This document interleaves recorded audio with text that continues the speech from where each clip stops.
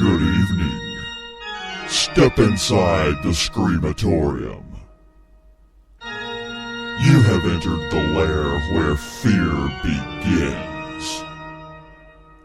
Try to avoid angering our in-house apparitions, or this could be your last night among the living, and your first night with us.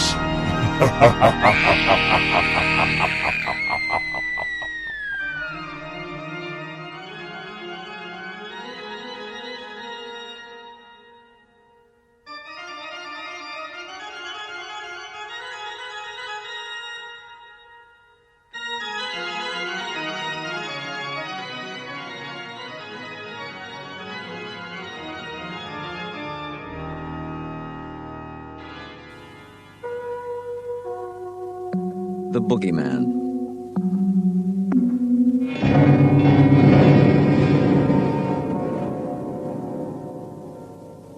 I came to you because I want to tell my story, the man on Dr. Harper's couch was saying. The man was Lester Billings from Waterbury, Connecticut. According to the history taken from Nurse Vickers, he was 28, employed by an industrial firm in New York, divorced, and the father of 3 children, all deceased. I can't go to a priest because I'm not Catholic. I can't go to a lawyer because I haven't done anything to consult a lawyer about. All I did was kill my kids. One at a time. Killed them all. Dr. Harper turned on the tape recorder. Billings lay straight as a yardstick on the couch, not giving it an inch of himself. His feet protruded stiffly over the end. Picture of a man enduring necessary humiliation. His hands were folded corpse-like on his chest. His face was carefully set. He looked at the plain white composition ceiling as if seeing scenes and pictures played out there. Do you mean you actually killed them, or... No. Impatient flick of the hand. But I was responsible. Denny in 1967, Cheryl in 1971, and Andy this year. I want to tell you about it. Dr. Harper said nothing. He thought that Billings looked haggard and old. His hair was thinning, his complexion sallow. His eyes held all the miserable secrets of whiskey. They were murdered, see? Only no one believes that. If they would, things would be all right. Why is that? Because... Billings broke off and darted up on his elbows, staring across the room. What's that? He barked. His eyes had narrowed to black slots. What's what? That door. The closet, Dr. Harper said, where I hang my coat and leave my overshoes. Open it. I want to see. Dr. Harper got up wordlessly, crossed the room, and opened the closet. Inside, a tan raincoat hung on one of 4 or 5 hangers. Beneath that was a pair of shiny galoshes. The New York Times had been carefully tucked into one of them. That was all. All right, Dr. Harper said. All right. Billings removed the props of his elbows and returned to his previous position. You were saying, Dr. Harper said as he went back to his chair, that if the murder of your 3 children could be proved, all your troubles would be over. Why is that? I'd go to jail, Billings said immediately. For life. And you can see into all the rooms in a jail, all the rooms. He smiled at nothing. How were your children murdered? Don't try to jerk it out of me. Billings twitched around and stared balefully at Harper. I'll tell you. Don't worry. I'm not one of your freaks strutting around and pretending to be Napoleon or explaining that I got hooked on heroin because my mother didn't love me. I know you won't believe me. I don't care. It doesn't matter. Just to tell will be enough. All right. Dr. Harper got out his pipe. I married Rita in 1965. I was 21, and she was 18. She was pregnant. That was Denny. His lips twisted in a rubbery, frightening grin that was gone in a wink. I had to leave college and get a job, but I didn't mind. I loved both of them. We were very happy. Rita got pregnant just a little while after Denny was born, and Cheryl came along in December of 1966. Andy came in the summer of 1969, and Denny was already dead by then. Andy was an accident. That's what Rita said. She said sometimes that birth control stuff doesn't work. I think that it was more than an accident. Children tie a man down, you know. Women like that, especially when the man is brighter than they. Don't you find that's true? Harper grunted noncommittally. It doesn't matter, though. I loved him anyway. He said it almost vengefully, as if he had loved the child to spite his wife. Who killed the children? Harper asked. The boogeyman, Lester Billings answered immediately. The boogeyman killed them all. Just came out of the closet and killed them. He twisted around and grinned. You think I'm crazy, all right. It's written all over you, but I don't care. All I want to do is tell you and then get lost. I'm listening, Harper said. It started when Denny was almost 2 and Cheryl was just an infant. He started crying when Rita put him to bed. We had a 2-bedroom place, see? Cheryl slept in a crib in our room. At first I thought he was crying because he didn't have a bottle to take to bed anymore. Rita said you don't make an issue of it. Let it go. Let him have it and he'll drop it on his own. But that's the way kids start off bad. You get permissive with them, spoil them. Then they break your heart. Get some girl knocked up, you know, or start shooting dope, or they get to be sissies. Can you imagine waking up some morning and finding your kid, your son, is a sissy? After a while, though, when he didn't stop, I started putting him to bed myself. And if he didn't stop crying, I'd give him a whack. Then Rita said he was saying light over and over again. Well, I didn't know. Kids that little, how can you tell what they're saying? Only a mother can tell. Rita wanted to put in a nightlight, one of those wall plug things with Mickey Mouse or Huckleberry Hound or something on it. I wouldn't let her. If a kid doesn't get over being afraid of the dark when he's little, he never gets over it. Anyway, he died the summer after Cheryl was born. I put him to bed that night, and he started to cry right off. I heard what he said that time. He pointed right at the closet when he said it. Boogeyman, the kid says. Boogeyman, Daddy. I turned off the light and went into our room and asked Rita why she wanted to teach the kid a word like that. I was tempted to slap her around a little, but I didn't. She said she never taught him to say that. I called her a goddamn liar. That was a bad summer for me, see? The only job I could get was loading Pepsi-Cola trucks in a warehouse, and I was tired all the time. Cheryl would wake up and cry every night. Rita would pick her up and sniffle. I tell you, sometimes I felt like throwing them both out a window. Christ, kids drive you crazy sometimes. You could kill them. Well, the kid woke me at 3 a.m, right on schedule. I went to the bathroom, only a quarter awake, you know. And Rita asked me if I'd check on Denny. I told her to do it herself and went back to bed. I was almost asleep when she started to scream. I got up and went in. The kid was dead on his back, just as white as flour, except for where the blood had sunk. Back of the legs, the head, the buttocks. His eyes were open. That was the worst, you know? Wide open and glassy. Like the eyes you see on a moose head some guy put over his mantle. Like pictures you see of those gook kids over in Nam. But an American kid shouldn't look like that. Dead on his back.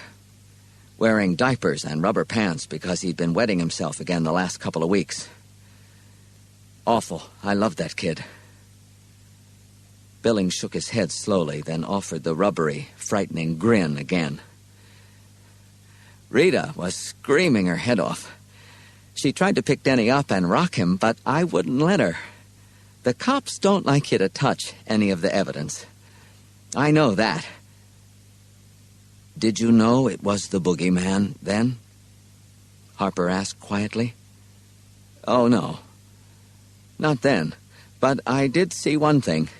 It didn't mean anything to me then, but my mind stored it away.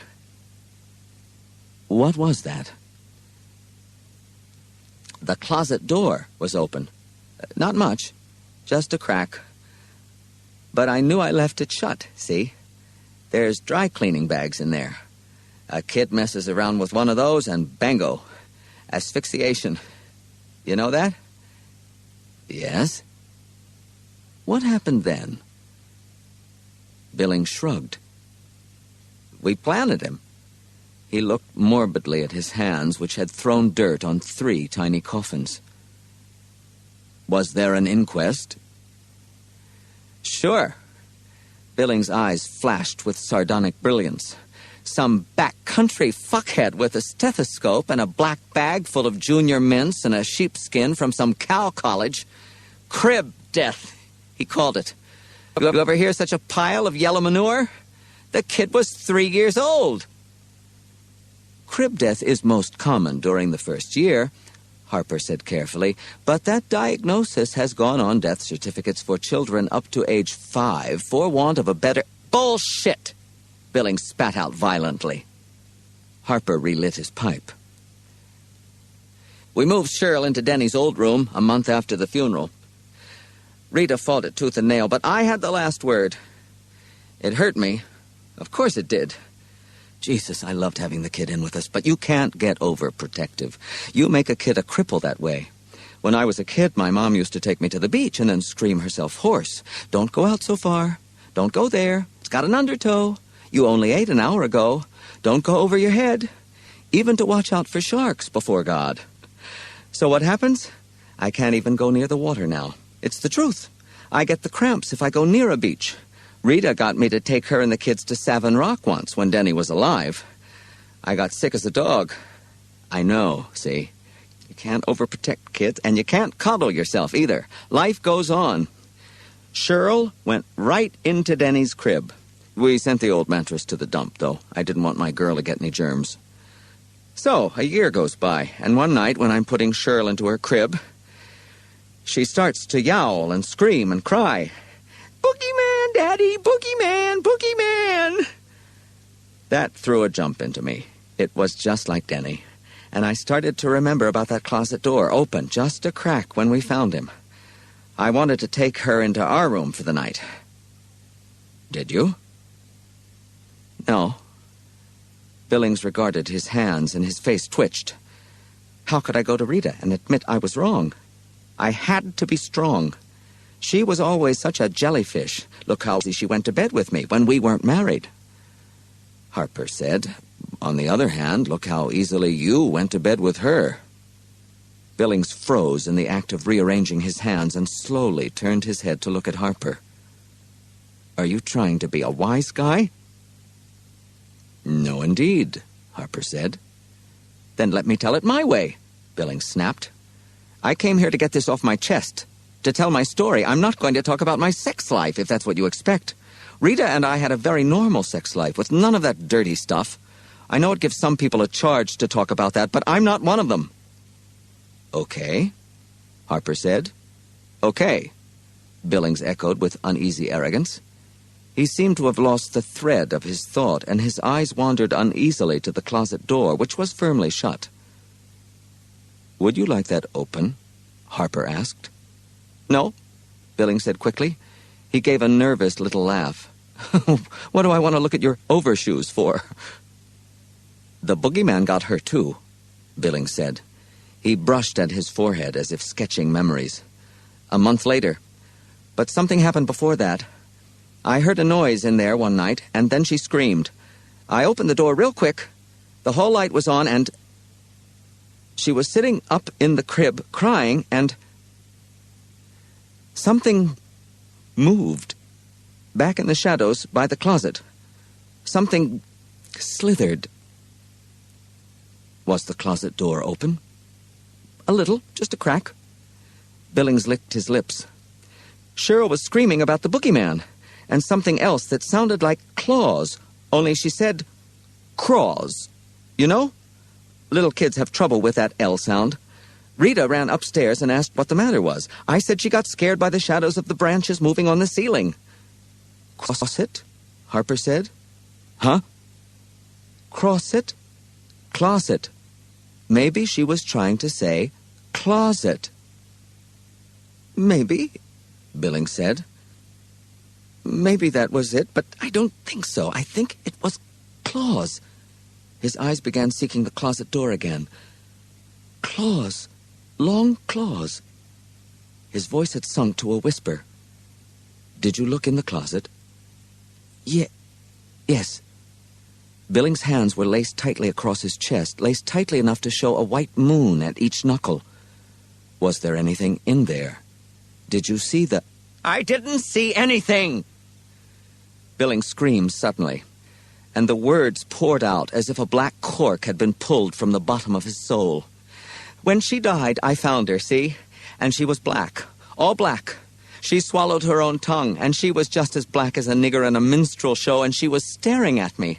Her eyes, they looked like those eyes you see on stuffed animals, all shiny and awful, like live marbles. And they were saying it, 'Got me, Daddy. You let it get me. You killed me. You helped it kill me.'" His words trailed off. One single tear, very large and silent, ran down the side of his cheek. It was a brain convulsion, see? Kids get those sometimes. A bad signal from the brain. They had an autopsy at Hartford Receiving, and they told us she choked on her tongue from the convulsion. And I had to go home alone because they kept Rita under sedation.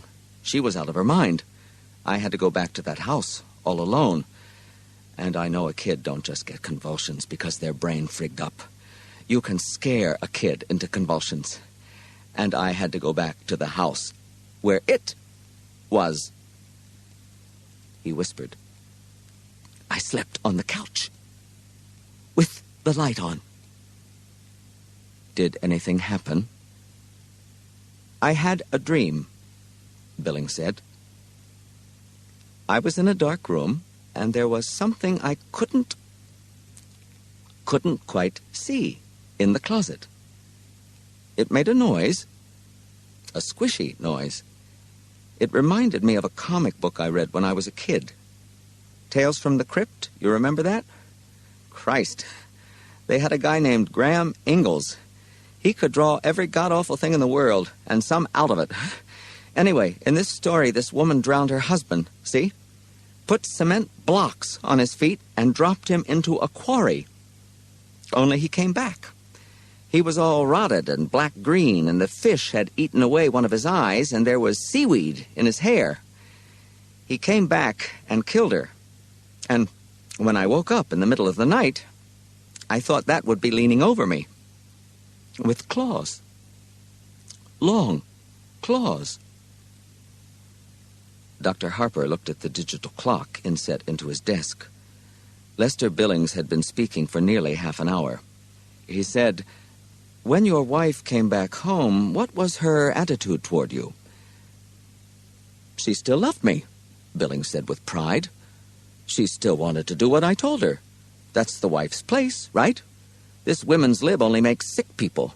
The most important thing in life is for a person to know his place. His station in life? That's it." Billings snapped his fingers. "That's it exactly. And a wife should follow her husband. Oh, she was sort of colorless the first 4 or 5 months after. Dragged around the house, didn't sing, didn't watch the TV, didn't laugh. I knew she'd get over it. When they're that little, you don't get so attached to them. After a while, you have to go to the bureau drawer and look at the picture to even remember exactly what they looked like." "She wanted another baby," he added darkly. "I told her it was a bad idea. Oh, not forever, but for a while. I told her it was a time for us to get over things and begin to enjoy each other. We never had a chance to do that before.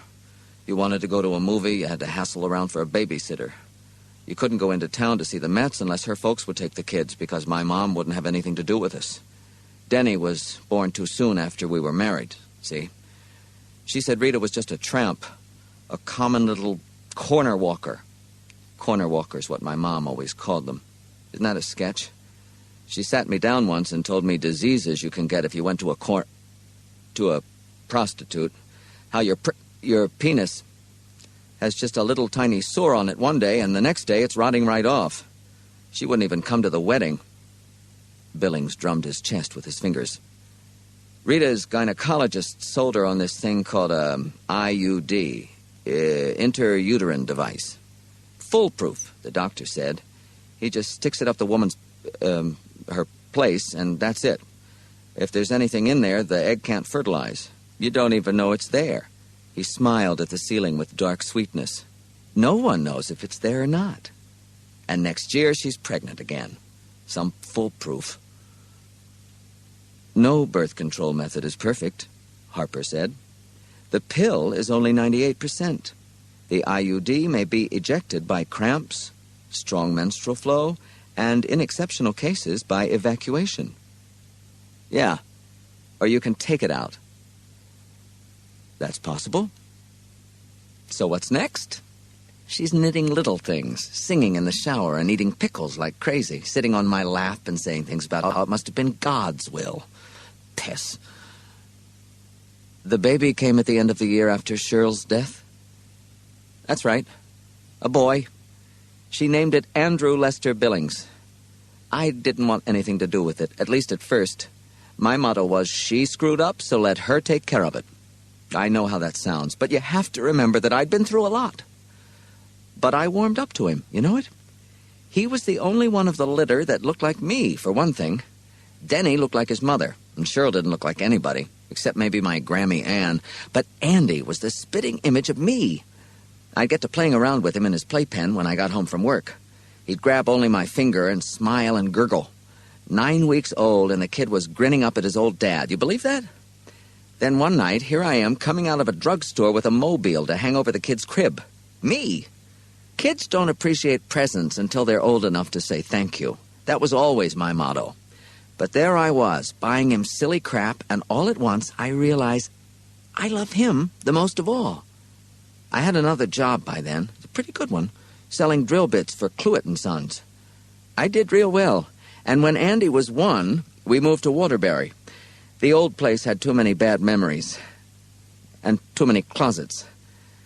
That next year was the best one for us. I'd give every finger on my right hand to have it back again. Oh, the war in Vietnam was still going on, and the hippies were still running around with no clothes on, and the niggers were yelling a lot, but none of that touched us. We were on a quiet street with nice neighbors. We were happy. He summed up simply. I asked Rita once if she wasn't worried. You know, bad luck comes in threes and all that. She said, not for us. She said Andy was special. She said God had drawn a ring around him. Billings looked morbidly at the ceiling. Last year wasn't so good. Something about the house changed. I started keeping my boots in the hall because I didn't like to open the closet door anymore. I kept thinking, well, what if it's in there? All crouched down and ready to spring the second I opened the door. And I started thinking I could hear squishy noises, as if something black and green and wet was moving around in there just a little. Rita asked me if I was working too hard, and I started to snap at her, just like the old days. I got sick to my stomach leaving them alone to go to work, but I was glad to get out. God help me. I was glad to get out. I started to think, see, that it lost us for a while when we moved. It had to hunt around, slinking through the streets at night and maybe creeping in the sewers, smelling for us. It took a year, but it found us. It's back. It wants Andy, and it wants me. I started to think maybe if you think of a thing long enough and believe in it, it gets real. Maybe all the monsters we were scared of when we were kids, Frankenstein and Wolfman and Mummy, maybe they were real. Real enough to kill the kids that were supposed to have fallen into gravel pits or drowned in lakes or were just never found. Maybe... Are you backing away from something, Mr. Billings? Billings was silent for a long time. 2 minutes clicked off the digital clock. Then he said abruptly, Andy died in February. Rita wasn't there. She got a call from her father. Her mother had been in a car crash the day after New Year's and wasn't expected to live. She took a bus back that night. Her mother didn't die, but she was on the critical list for a long time. 2 months. I had a very good woman who stayed with Aunt days. We kept house nights, and closet doors kept coming open. Billings licked his lips. The kid was sleeping in the room with me. It's funny, too. Rita asked me once when he was 2 if I wanted to move him into another room. Spock, or one of those other quacks, claims it's bad for kids to sleep with their parents, see? Supposed to give them traumas about sex and all that, but we never did it unless the kid was asleep. And I didn't want to move him. I was afraid to, after Denny and Cheryl. But you did move him, didn't you? Dr. Harper asked. Yeah, Billings said. He smiled a sick yellow smile. I did. Silence again. Billings wrestled with it. I had to, he barked finally. I had to. It was all right when Rita was there, but when she was gone, it started to get bolder. It started... He rolled his eyes at Harper and bared his teeth in a savage grin. Oh, you won't believe it. I know what you think. Just another goofy for your casebook, I know that. But you weren't there, you lousy, smug head peeper. One night, every door in the house blew wide open. One morning I got up and found a trail of mud and filth across the hall between the coat closet and the front door. Was it going out? Coming in? I don't know. Before Jesus? I just don't know. Records all scratched up and covered with slime. Mirrors broken. And the sounds... He ran a hand through his hair. You'd wake up at 3 in the morning and look into the dark, and at first you'd say, it's only the clock. But underneath it, you could hear something moving in a stealthy way, but not too stealthy because it wanted you to hear it. A slimy, sliding sound like something from the kitchen drain, or a clicking sound like claws being dragged lightly over the staircase banister. And you'd close your eyes, knowing that hearing it was bad, but if you saw it... And always you'd be afraid that the noises might stop for a little while, and then there would be a laugh right over your face, and a breath of air like stale cabbage on your face, and then hands on your throat. Billings was pallid and trembling. So I moved him. I knew it would go for him, see? Because he was weaker. And it did. That very first night he screamed in the middle of the night, and finally, when I got up the cojones to go in, he was standing up in bed and screaming, "The boogeyman, Daddy! Boogeyman, wanna go with Daddy! Go with Daddy!" Billings' voice had become a high treble like a child's. His eyes seemed to fill his entire face. He almost seemed to shrink on the couch. But I couldn't. The childish breaking treble continued. I couldn't. And an hour later, there was a scream, an awful gurgling scream, and I knew how much I loved him because I ran in. I didn't even turn on the light. I ran. Oh, Jesus, God, Mary, it had him. It was shaking him just like a terrier shakes a piece of cloth, and I could see something with awful slumped shoulders and a scarecrow head, and I could smell something like a dead mouse in a pop bottle, and I heard... He trailed off, and then his voice clicked back into an adult range. I heard it when Andy's neck broke. Billings' voice was cool and dead. It made a sound like ice cracking when you're skating on a country pond in winter. Then what happened? Oh, I ran, Billings said in the same cool, dead voice. I went to an all-night diner. How's that for complete cowardice? Ran to an all-night diner and drank 6 cups of coffee. Then I went home. It was already dawn. I called the police even before I went upstairs. He was lying on the floor and staring at me, accusing me. A tiny bit of blood had run out of one ear. Only a drop, really. And the closet door was open. But just a crack. The voice stopped. Harper looked at the digital clock. 50 minutes had passed. Make an appointment with the nurse, he said. In fact, several of them. Tuesdays and Thursdays? I only came to tell my story, Billings said. To get it off my chest. I lied to the police, see? Told them the kid must have tried to get out of his crib in the night and... They swallowed it, course they did. That's just what it looked like. Accidental. Like the others. But Rita knew. Rita finally knew. He covered his eyes with his right arm and began to weep. Mr. Billings, there is a great deal to talk about, Dr. Harper said after a pause. I believe we can remove some of the guilt you've been carrying, but first you have to want to get rid of it. Don't you believe I do? Billings cried, removing his arm from his eyes. They were red, raw, wounded. Not yet, Harper said quietly. Tuesdays and Thursdays? After a long silence, Billings muttered, Goddamn shrink. All right. Make an appointment with the nurse, Mr. Billings, and have a good day. Billings laughed emptily and walked out of the office quickly without looking back. The nurse's station was empty. A small sign on the desk blotter said, Back in a minute. Billings turned and went back into the office. Doctor, your nurse is... The room was empty. But the closet door was open.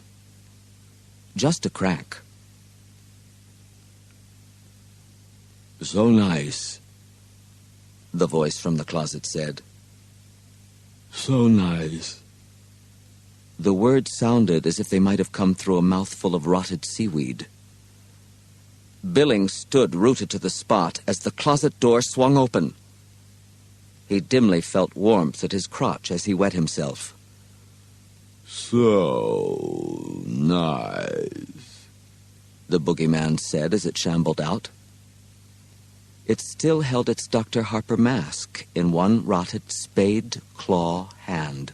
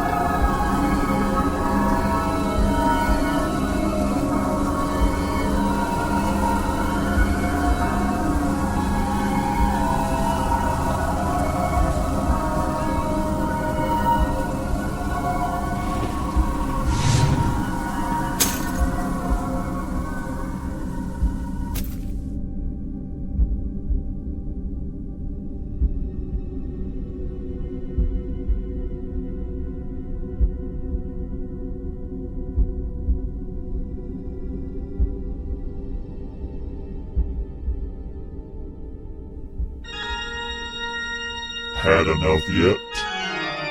I don't think so. The ghosts and ghouls have only just begun to emerge from the shadows. Another hour of terror begins right now at the SCREAMATORIUM.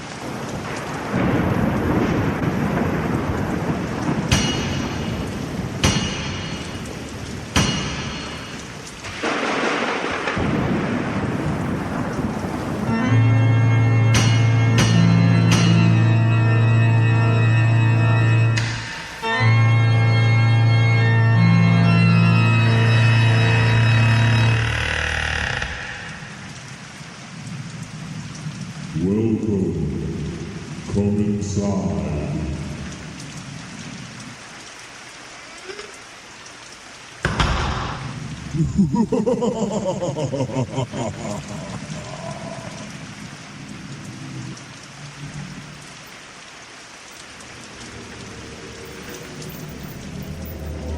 my little cookies. Have I got a treat for you?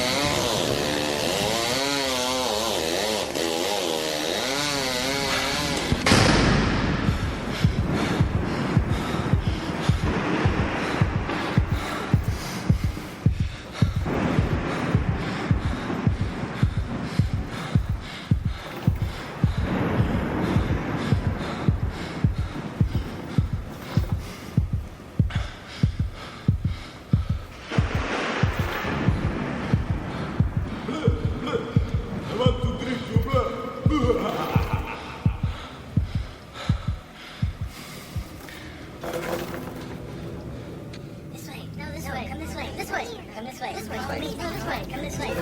Follow me. No, come on. Come this way. Come this way. Come this way. Come this way. Come this way. Come this way. This way. I won't get you. Come this way. Come this way.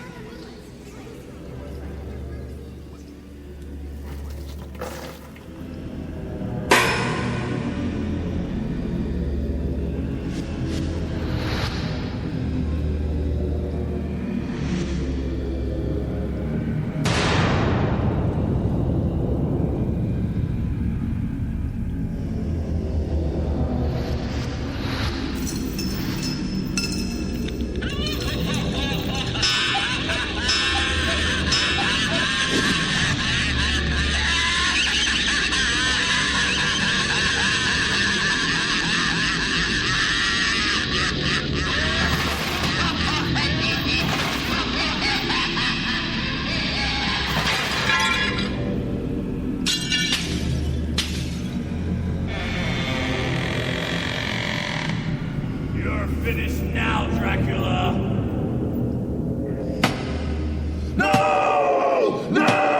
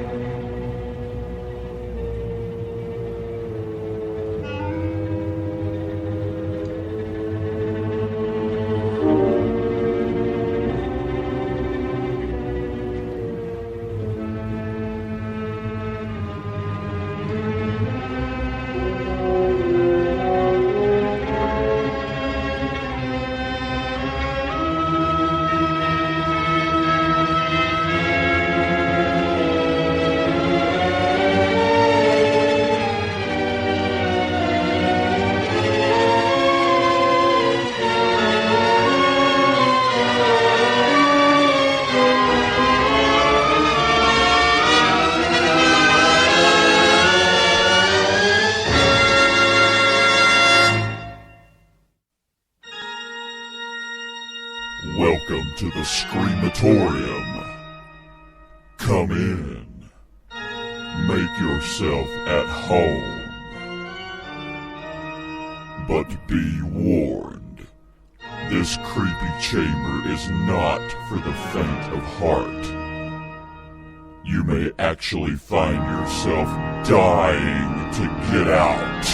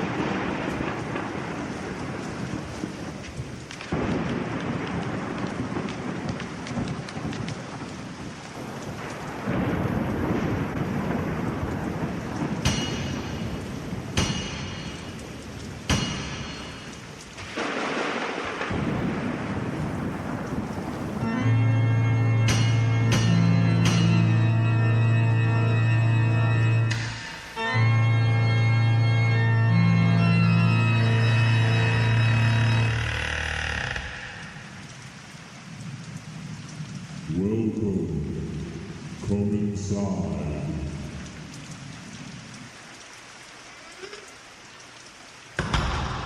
Come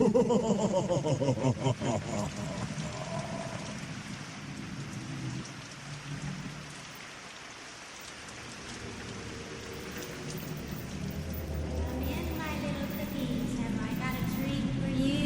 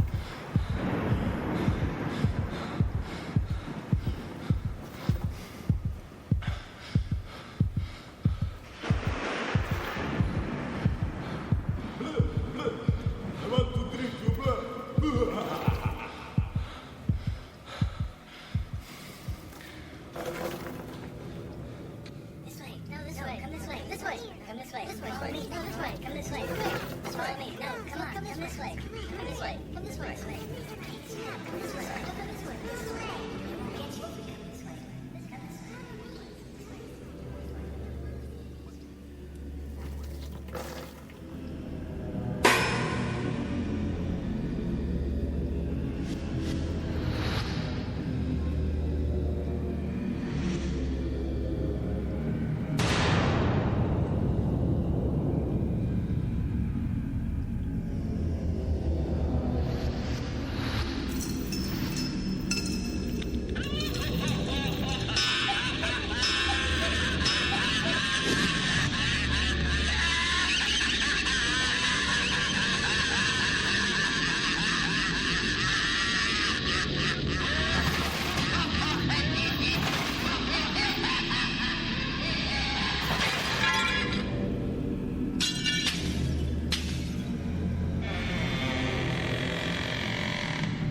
You're finished now, Dracula!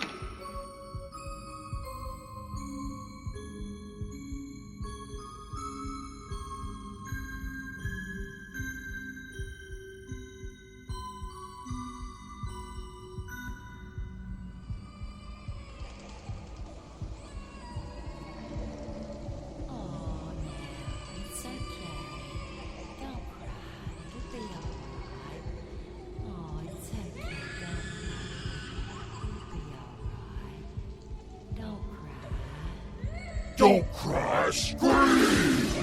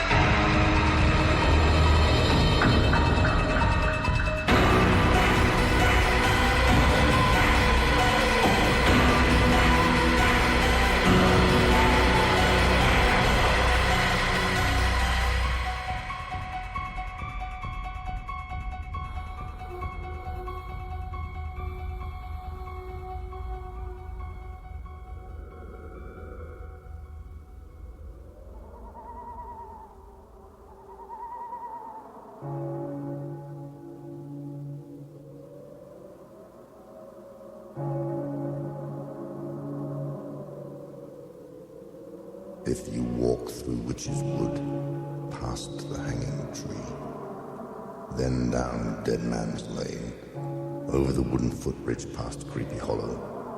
You will come to an ancient graveyard.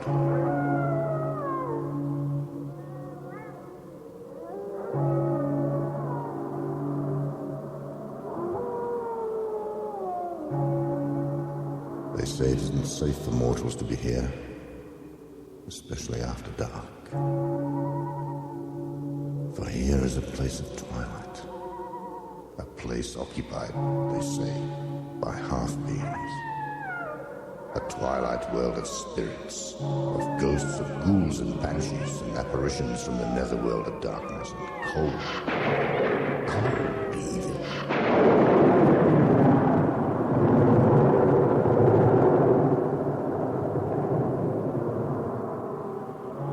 A horrifying time warp of disembodied souls lost forever in purgatory.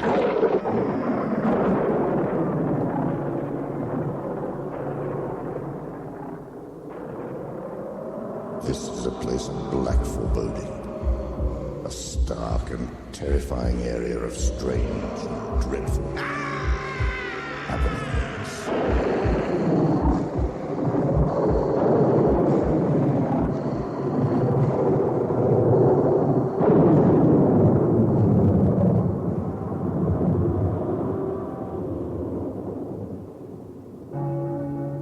We'd better light the lamp.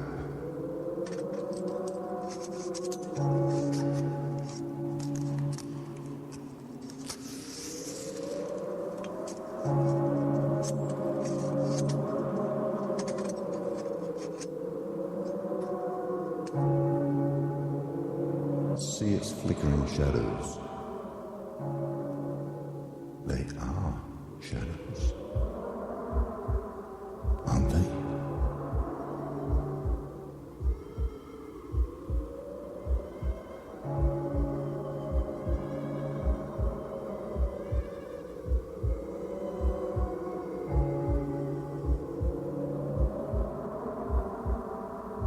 Most people whistle bravely to themselves as they pass this locality, or try to, in spite of a sudden dryness of the mouth and a quickening of the heartbeat.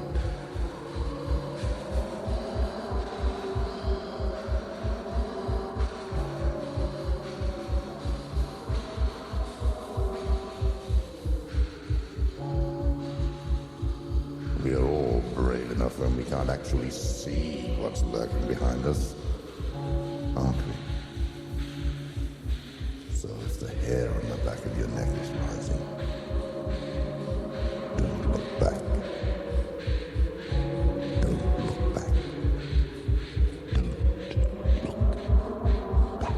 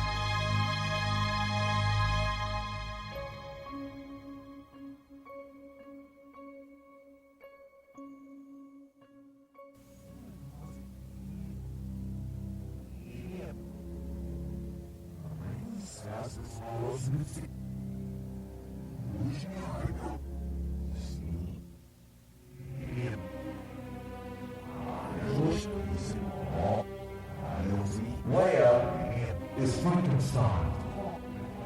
It's been so long since I've seen him. Maybe he is on the news and we hear about him all the time.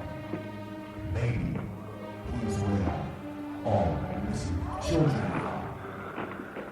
Maybe he's right behind you.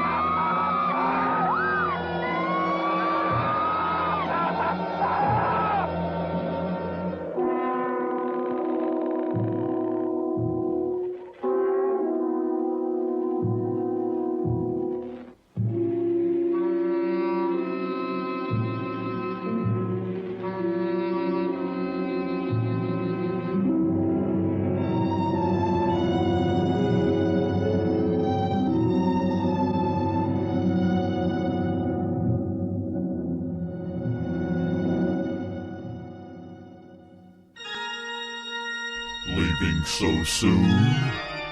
I wouldn't advise it. Angering the spirits isn't the best way to make it out alive. They actually prefer sacrifice. Perhaps a few drops of blood? Let's keep the mayhem coming with another hour of the SCREAMATORIUM.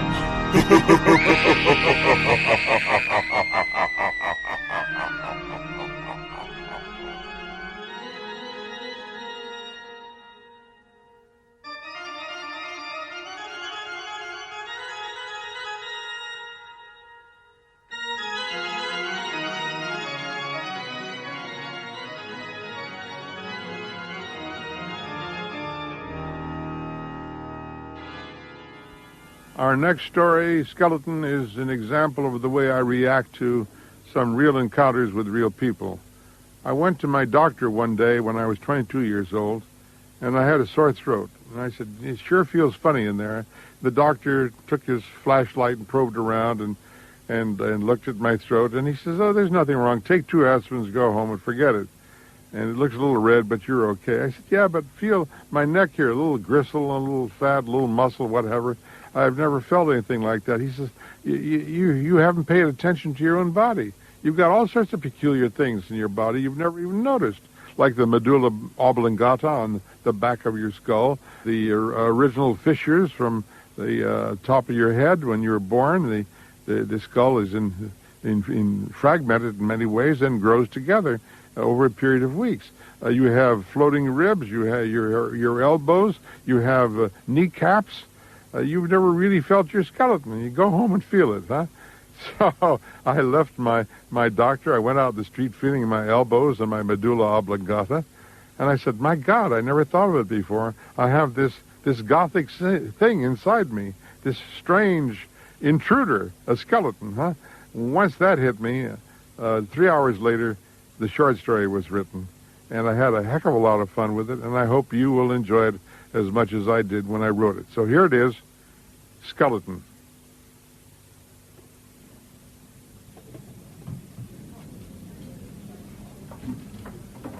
Harris, come in. What can I do for you this time, huh? Well, sit down, man. Well, it's the same thing, Doctor. Aches and pains, you know. And where are they, these aches and pains? Everywhere, really. They seem to be right in my bones. In your bones, huh?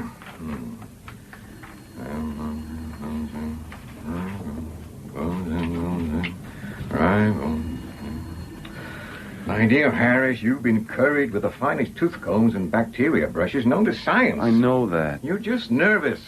Let me see your fingers. Too many cigarettes. And your eyes? Not enough sleep. Go to bed earlier, stop smoking, and that'll be $30, please. Well, thanks for nothing, Doctor. What more do you want, man? You're a hypochondriac. That's $50 now. Oh. But why should my bones ache so? Have you ever had a sore muscle and kept fussing away at it, rubbing it? It gets worse, doesn't it? Then you leave it alone, and the pain vanishes. Leave yourself alone. Take that trip to Phoenix you've been planning. It would do you good to travel. Now get out of here and send in someone who's really sick.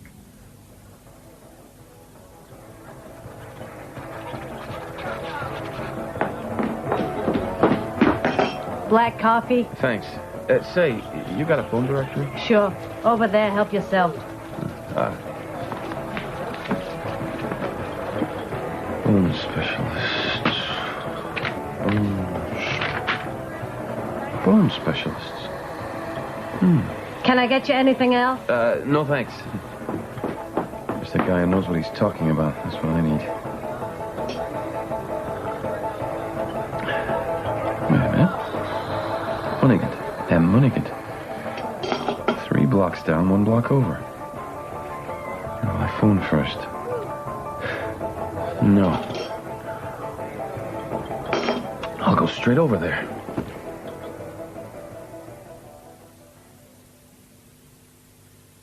Mr. Harris? Is that what you said your name was? Yes. How can I help you? What brings you to me? My damn fool doctor. He hasn't any idea what's wrong with me. But you feel that there is something wrong. With your bones, presumably. I don't see what else it can be. I have the most terrible aches and pains all the time.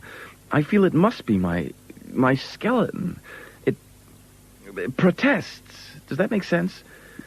There's something wrong somewhere. Oh, I'm sure there is. I've seen cases like yours before. You have? Indeed. Man is usually unaware of his bones, but occasionally there occurs an imbalance. An unsympathetic coordination between soul, flesh, and skeleton. And that's where I step in. Do you take my meaning? I think so. May I show you a few x-rays? Just as an example, the skeleton. Perhaps you haven't considered your skeleton before. Look.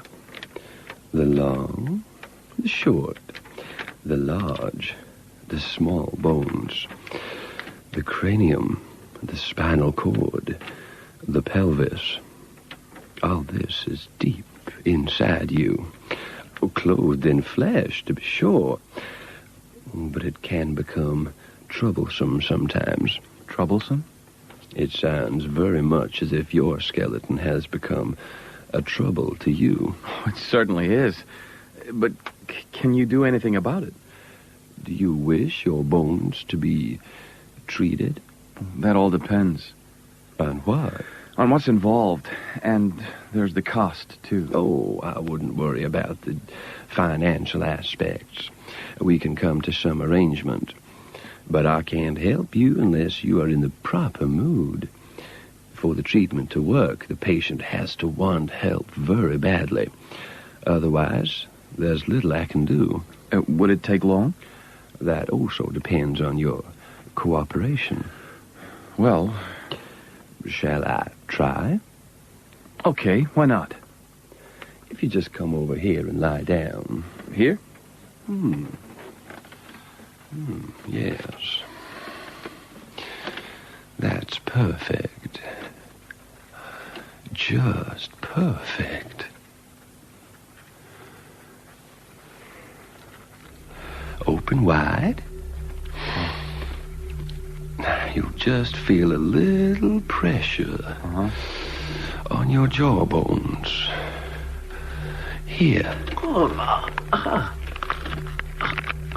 Wider.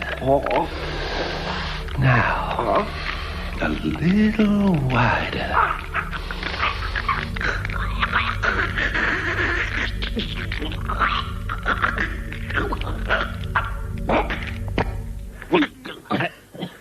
Almost bit my nose off.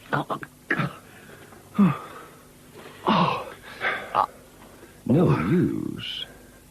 Absolutely no use, my dear sir. Now is definitely not the time. You sound disappointed. Oh, but I am, my dear sir. On your account, of course. So, what can I do? I would advise you to go away and think about it. When you feel you can cooperate with me, then maybe something can be done. Okay, what do I owe you? $10 should cover it this time, my dear sir. I did very little. And meanwhile, here's a sketch for you to take home with you. It's very detailed, isn't it? Oh, very. It will serve to acquaint you with your body. You must become more aware of yourself. You must be on guard. A skeleton is a strange, unwieldy thing to have inside you. No, I never thought of it that way before. Oh, but you should, my dear sir. Now, good day to you. Would you care for a breadstick? A breadstick? Why, yes. I find I chew them all day long. Delicious. So nice and hard and salty. And crunchy. I find it keeps me, in practice. Don't you know? Have one. Do.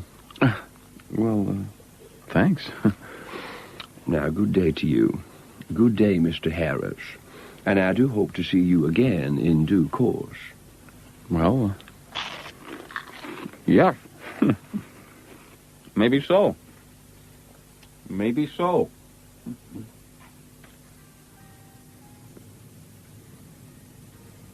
Are you still brooding, my sweet? I wish you wouldn't. I can't help it. It hurts. What hurts? Every bone in my body. Oh, my dear. Clarice, your kneecap. Is it supposed to do that? Supposed to do what? Is it supposed to run around on top of your knee that way? So it does. I never noticed. I'm glad yours slithers, too. I was beginning to worry. About what? My ribs don't go all the way down either. They stop here, and I found some confounded ones that dangle in midair. Of course they do, silly.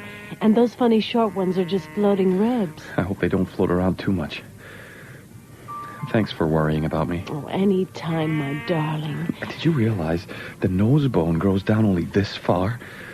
From there on, a lot of gristly tissue fills out the rest. Of course it does, darling. Don't be so silly. Look, I'm going back down to my bridge game. The girls are waiting for me. Off you go. Oh, God almighty. Why did I never realize it? All those years I've been walking around with a skeleton inside me. A skeleton. Gouge-eyed, skull-faced, shake-fingered. One of those rattling things that sway from neck chains in abandoned web closets. Or found in the desert all along and scattered like dice. God! And it's inside me. Darling, why don't you come down and meet the lady? Sure, I'll be with you in a moment. When I stand up, it's a skeleton that supports me.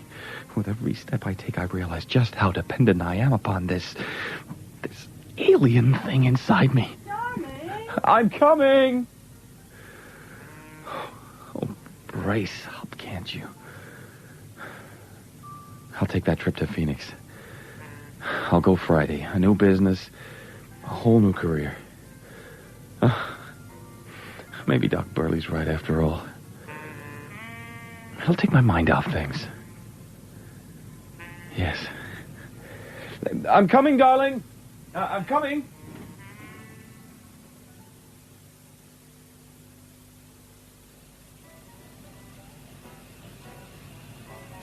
My dear, what is wrong with you? Why did you go rushing off like that? Have they all gone? Oh, sure they have, but... I threw up. Oh, I thought you had. It was their teeth all smiling at me. Well, of course they were smiling at you. Don't you see? It's part of their skeleton showing through. What are you doing now? Cutting my fingernails. That's my skeleton, too. Oh, my darling. Fingernails are not bone. Are you sure? Sure, I'm sure. If you aren't the darndest hypochondriac... I'm okay. I've decided. I'm going to Phoenix Friday. To see Mr. Crelton? Do you think he'll lend us the money? I think he will. Then we can build a kiln and set up shop for ourselves. You certainly have plenty of talent, darling. Harris Ceramics, I can see it now. Oh, Clarice. If only I weren't so... Oh, come on. What's wrong? Tell Mama. Nothing. It's just something inside me. Maybe it's something I ate. A skeleton. Except that it isn't mine, is it? It's a law unto itself. It's a slick, clean structure of efficient organization. Where's the mirror? Just sometimes I can see the skull grinning at me from behind my flesh. Let go of me. Stop squeezing me. My head aches with you. Observe the flawless, snow-white perfection of the skull. Let my insides be. Stay away from my heart. Then observe the tiny bones of the skull's nose before that monstrous nasal cartilage begins. Look at my body. So plump. So... Consider the skeleton. Slender, svelte, economical of line and contour, like exquisitely carved oriental ivory. And my eyes, protuberant, ordinary. Be so kind as to note the eye sockets of the skull, so deep and rounded, somber, quiet pools, all-knowing, eternal. Compare the skeleton. Compare.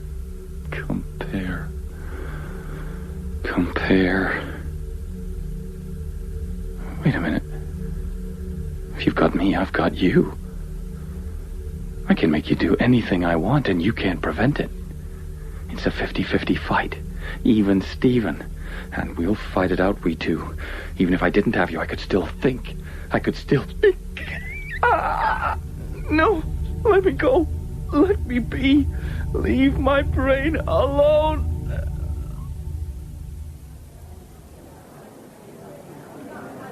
I'll have the chicken, please. Creamed potatoes, and yes, cauliflower with cheese sauce. Hi, Harris. Say, have you lost weight? Yeah, a couple of pounds, maybe. Think you can starve me, make me lose weight, peel the flesh off. Leave nothing but skin on the bone. Oh, and a dessert, please. That one there with all the cream. Don't know how, eating the way you do. Are you really going to eat all that? I sure am. Well, you won't suffer from calcium deficiency anyway. How do you mean? All that cheese and cream and milk. Good bone food, that. Even if it is bad for your heart. God, is that what you're doing? Well, I'll eat for one of us, my lad, but not for both. Harris, what's wrong, man? Your lunch. You've left your lunch behind. 150 pounds. Do you see how I've changed? For the better. You were always a little plump for your height, darling. I like your face. It's so much nicer. The line of it is so firm and strong now. They're not my lines. They're his, damn him. You mean to say you like him better than you like me? Him who? Who are you talking about? And what are you eating? Malt tablets. But, darling, you really don't have to regain the weight for me. You don't understand. No, I don't understand. Come on, lie down. Put your head on my lap. That's better. You know, I've watched you lately. I'm so worried about you. You look so hunted. Maybe you should see a psychiatrist. I've seen a bone specialist. Then surely he told you. You and your skeleton are one and the same. One nation, indivisible. United you stand, divided you fall. You're in a vicious circle. The more you worry, the more your bones stick out. And then the more you worry. After all, who picked this fight? I guess I did. Well, then, you rest now. Rest and forget. Perhaps I should go back to M. Munigant, the bone specialist, you know. Perhaps you should. M. Munigant. Darling, what's wrong? M. Munigant. Pain. Oh, Clarice. I'm here, darling. I'm holding you. Oh, God, darling. Forget this bone specialist. He hasn't done you much good, has he? No, he hasn't. There. Is that better? I guess it is.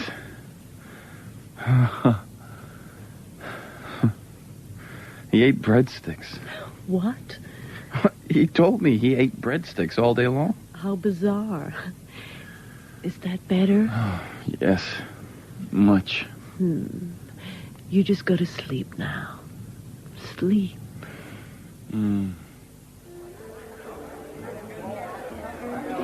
Same again. Here, you look kind of down, my friend. Let me buy you this one. Thanks. Say, how do you do it? Do what? Keep in shape like that. Not a bone to be seen. How do you do it? That's what I'd like to know. How do you stay so fat? Are you having me on? No, I mean it. I envy you. Your health. Is there a special diet? I can't seem to put on any weight, whatever I do. Not like a stomach same as yours. Just how do you do it? You are drunk, my friend, but I like drunkards. I'll tell you. I've built this body layer by layer over 20 years. How do you do it? You get yourself a quarreling bird of a wife and a baker's dozen of troublesome relatives. To these, a sprinkling of business associates whose prime motivation is snatching your last dollar. And you are well on your way to getting fat. Why? Well, because in no time at all, you'll find yourself building a fine layer of fat between yourself and them. Eating is the only fun on earth. Too many people in this world haven't enough to worry about, so they begin picking on themselves and then they lose weight. That's the long and short of it, my friend. So, drink up, laugh, and grow fat. That's more or less what my doctor said. And believe me, he's right. Maybe I'd better take that business trip to Phoenix after all. Maybe you better. Take your mind off things. Well, I'm off. Got to go home to dinner. Good luck, my friend. Good luck to you.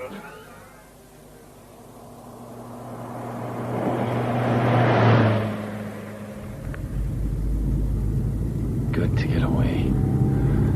They're all right. The doctor, Clarice, even the fat man in the bar. I need to stop thinking about myself all the time. Get some outside worries. Forget all about that damn M. Munnigan and his...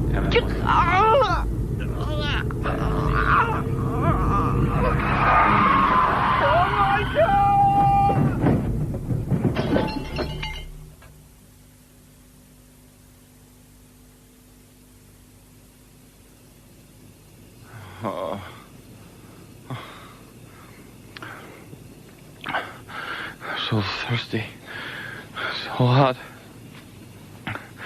That bush. Over there.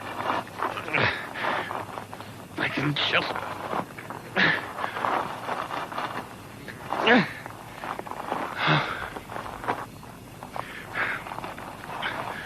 So that's it, is it?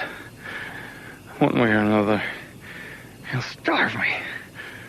Thirst me. Kill me.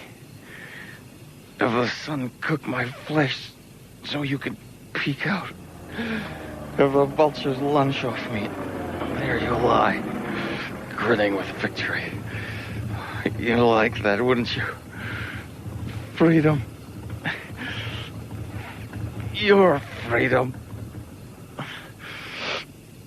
Hey! Hey, you! Are you okay, pal? Oh, thank God. Oh, thank God you found me.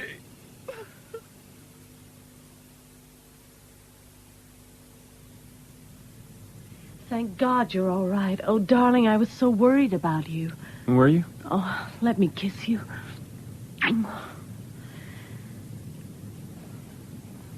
Darling. I'm okay. And the business deal? I guess it went through. Oh, but that's wonderful. Just wonderful. Oh, but you look thinner. I guess it was a night in the desert. Yeah, I guess that was it. Dinner's waiting. Good. Good.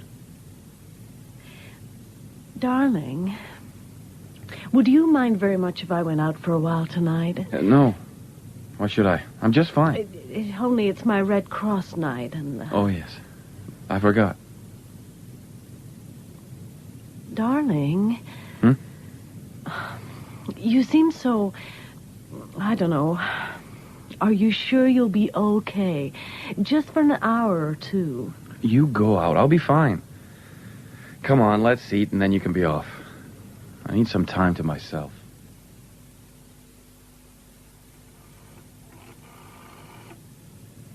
At last. Come on, come on. Yes. M. Monaghan? Mr. Harris, how can I help you? I have to see you. Can you come round? Can you come here? Right now. Mr. Harris. Come in. Come in, for God's sake. My dear sir, you look just terrible. A walk-in skeleton. Don't. The pain. I can't bear the pain. Ah, we're at that stage, are we? And now you are ready for me. Isn't that so? Yes, I'm ready. It nearly got me, you know. I crashed the car in the desert. It nearly had me. If they hadn't found me... Indeed. I was right. This skeleton of yours is a traitor, it seems. The pain. The pain. Shall we fix him once and for all? Please. Oh, please. Can you do anything? Of course I can. But you seem to be growing smaller. I? Smaller? I don't think so, my dear sir. Are you perhaps delirious? Lie back now. Lie back in this chair. Relax. There now. Monaghan, I never noticed before your tongue. It's round. Tube-like. Hollow. Delirious? Yes. That's it. Delirious. Relax and open your mouth. That's all. I'll do the rest. Now, let me see. Wider, please. Wider still. Your voice? What's happening to your voice? Wider and wider, please. Wider still. Relax, Mr. Harris. Now. I can't breathe. What are you doing? Where are you, Monaghan? Monaghan, in God's name, where are you? Where have you gone? Help me! Where do you think I am, my dear sir? I'm in here, disposing of that tiresome skeleton of yours. Breadsticks. Just like breadsticks. And very delicious they are, too.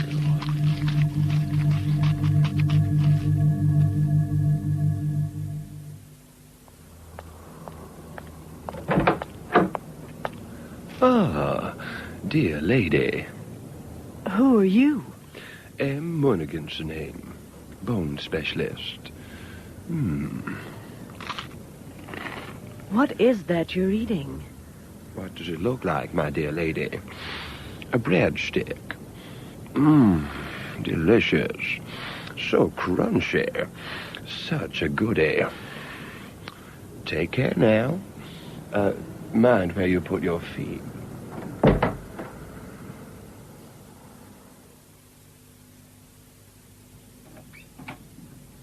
Darling? Darling? You didn't tell me... Darling? Where are you? What is that on the carpet? Darling, where are you? Why, it looks like a huge jellyfish. Is that you?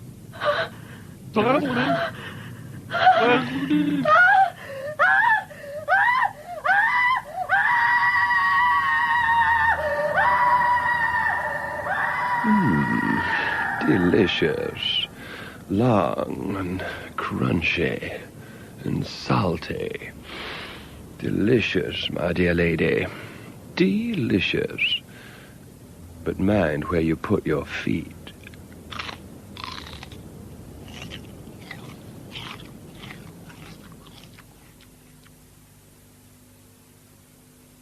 That was a story called Skeleton. Dr. Burley was played by Bob Doherty. Harris was played by Stuart McQuarrie. The fat man in the bar was Paul Morrow. Clarice was played by Wendy Seeger. And Munigat was played by Liam Brennan.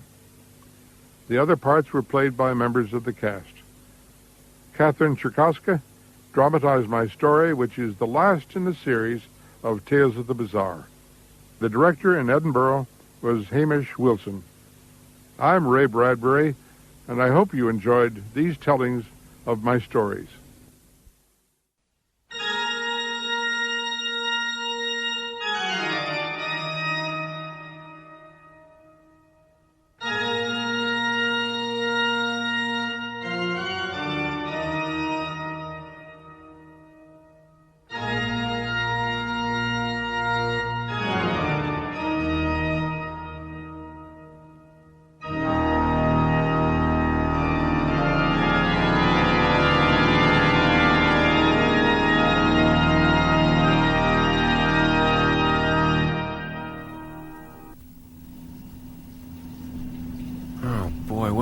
To be driving, and it's Halloween too. Oh, it's creepy. Oh man, what I'd give to be back at home, snug and warm. Wait a minute, what's that up ahead? Ah, gas station.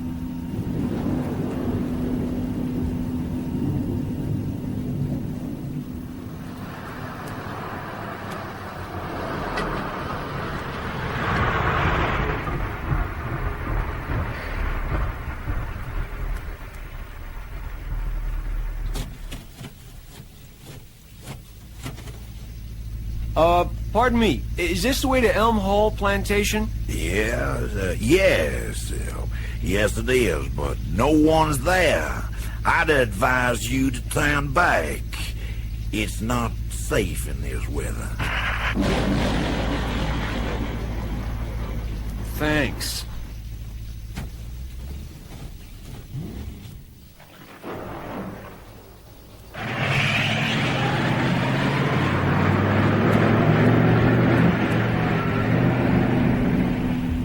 Get myself into situations like this anyway. Who would have thought a week ago I'd be here driving on a lonely, dark road looking for an old mansion? Well, what can you do? Last week I received that letter informing me that I had inherited an antebellum mansion just 20 miles outside of Natchez, Mississippi. It was left to me by my great-grandmother who lived there all of her 90 years. Boy, that's a long time. Let's see. The mansion was built, I think, in 1820. And according to the stories I've heard, it has a very mysterious and tragic history. I believe one of my ancestors as a small child fell to his death from a high window in the old place. It was very mysterious as the story goes. As I recall, the window from which he fell was never closed following the accident. That's kind of weird. Anyway, the child's mother never recovered from the loss, nor did she ever leave the house again. Years later, she passed away. Her mind that of a little girl, ever since the night of the accident. I've heard that she only walked at night, clad in a gossamer white gown, breathing the only word she ever said for the rest of her life. My baby. Have you seen my baby? Oh, I talk about creepy. Legend has it that on stormy nights like this, they don't get any stormier, a white ghost-like form glides down the long corridors of Elm Hall. And it's even been said that some have sworn to have heard a cold, whispering, childlike voice saying, "My baby, have you seen my baby?" Ah, that's silly. Things like that only happen in the movies. And yet, legend also has it that those who have heard the voice have died tragically within the next year. Yeah, it's funny how these stories get started and are passed down from generation to generation. Yet, the eldest son of each generation at Elm Hall has always died mysteriously before his 25th year. Wait a minute. I won't be 25 until next week. Hey, gotta be careful, old boy. Oh, boy, this storm looks like it'll never let up. And the lightning. Ooh. Huh. I wonder what it was like in the old days. Plenty of servants, I bet. Horses, carriages, and those beautiful southern bells. Ah, yes. Riding off to war with Beauregard. Well, the old Elm Hall was certainly a pride of the Old South. I bet it's a wreck today. My luck. I seem to remember another story about the old place. What was that? Oh, yeah, something about one of the daughters who was exceptionally beautiful. In fact, wait a minute. I remember an old photograph I once saw of her. And she was beautiful, even in that old-timey picture. Let's see, I think it was during the Civil War. That's it. Her name was Elizabeth, and she fell in love with a Yankee lieutenant. When her father found out, he went into a wild rage and told her she couldn't see the young lieutenant again. For weeks, she just stayed in her room. And then one day news came. Her lieutenant had been killed in the war. That afternoon, she rode her favorite horse. Oh, wow, what was his name? Dancer. That's right, Dancer. She rode Dancer down to the Mississippi. And her horse returned home to Elm Hall that night, riderless. As I remember the story, about a week later, some young boys fishing on a sandbar saw her float by. Her body was returned to Elm Hall, and she was buried in the family cemetery on the grounds of the plantation. They say that on summer evenings, when it's deathly still, some people can hear a rush of wind like a rider passing by. And the Spanish moss hanging from the old tree in front parts like someone has just passed through. Oh boy, that's creepy. Some say it's Elizabeth looking for her lover. And yet, others say it's her favorite horse, Dancer, looking for her. For every day, for the rest of his life, her horse would walk, riderless, to the Mississippi and wait patiently until nightfall for Elizabeth to return. And then he would walk back slowly in his grief to Elm Hall. Wait a minute, there's something up ahead. That's it, yeah! That's the old place. That's Elm Hall.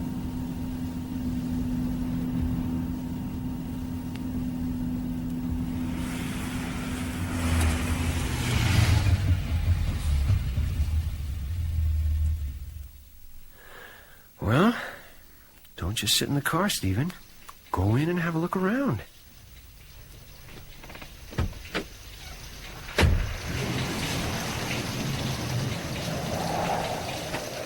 That window upstairs. It's open. And the curtain's flapping wildly. Look at that. There seems to be a light on up there. No. Come on, there's no light on up there. Stephen, you're imagining things. Oh, boy, it's still creepy.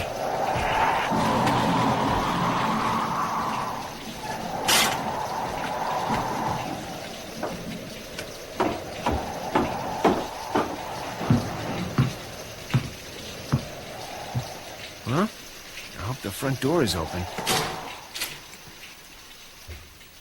Good. It's not locked. Glad I brought this flashlight. Hope it doesn't conk out on me. Oh, wow. What a beautiful place. It is kind of eerie, though. This must be the living room. Wait a minute. No. It's the front parlor. That's what they called it. Look at those drapes. Oh. Oh, great. All that dust. I'll never get it out of my nose. Wait a minute. Look at that marble fireplace. It must be worth a fortune. What's that? There seems to be a portrait over the fireplace. It's Elizabeth. It has to be Elizabeth, the girl who lost her lover in the Civil War. Oh, boy, is she beautiful. It's almost like going back in time. Wait a minute. There's a A pipe organ over there. That's got to be worth a fortune. And look at that, another portrait. Let's see. It looks like a Confederate general. I wonder who he is. Oh my. Holy cow. His eyes moved. No, they couldn't have. They didn't move. They couldn't have moved. I could have sworn his eyes moved. His eyes look real. Oh, all right, now stop. Stephen, get a hold of yourself, boy. Now, come on. It's only a picture. The eyes didn't move. Even though it looked like they did. All right, let's go in the hallway. Come on. Oh, darn. There goes the flashlight. What a time to go out. What's that? Is that the wind? No, it's footsteps. Oh, no. Oh, no, don't let this be happening to me. It's just my imagination. Oh, no, they're coming nearer. They're coming nearer. Oh, my heart is pounding. Stop. I gotta stop my heart from pounding, because they're gonna hear me. Stop. Oh, I can't. Oh. They're going past me. They must have seen me. They must have seen me. They must know I'm here. I can't see anything. It's so dark.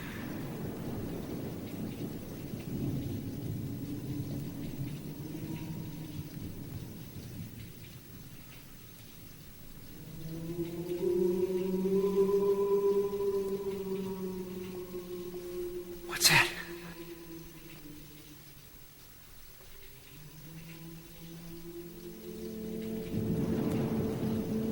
What's that? Someone's playing the organ. That's impossible. No one could be playing the organ. I'm the only one here. Wait a minute. There's a light or something down at the end of the hall. Wait a minute. It's somebody. It's somebody coming down here. It looks like a woman. I think she's wearing a white gown. She's coming this way. She's looking right at me. But wait a minute. She's looking right at me, but she doesn't even see me.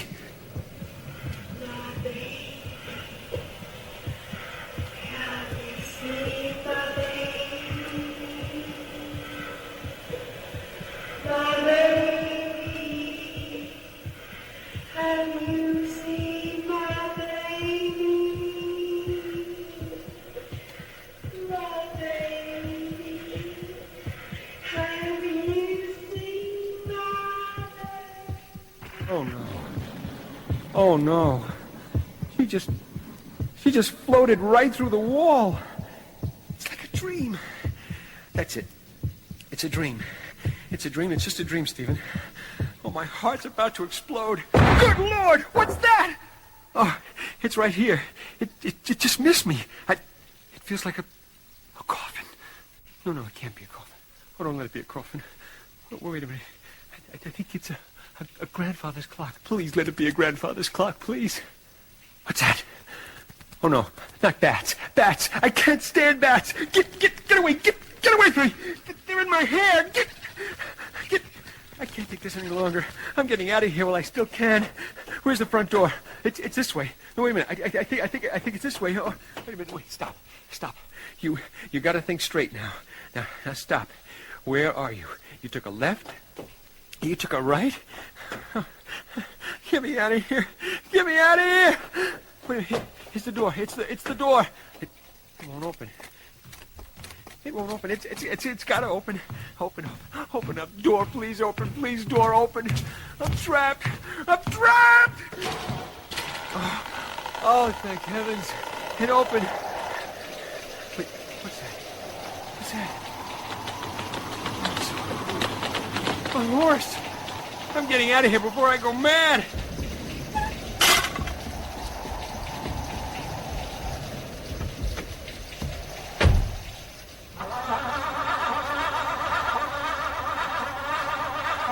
Oh, no. The car won't start. Darn it, start. Wait. Stop for a second. It'll start. Just turn the key too hard, that's all. Just turn it easy and... Oh, yeah. Thank you, Corbin. Thank you. I'll never go near that place again. That's it. I've got to unload that place. I don't care what I get for it. I've got to unload it. I'll take anything. Is this the right road? Oh, it's got to be. hope I'm heading towards town. I must be getting near that town by now. Yeah, there's the gas station. Oh, good.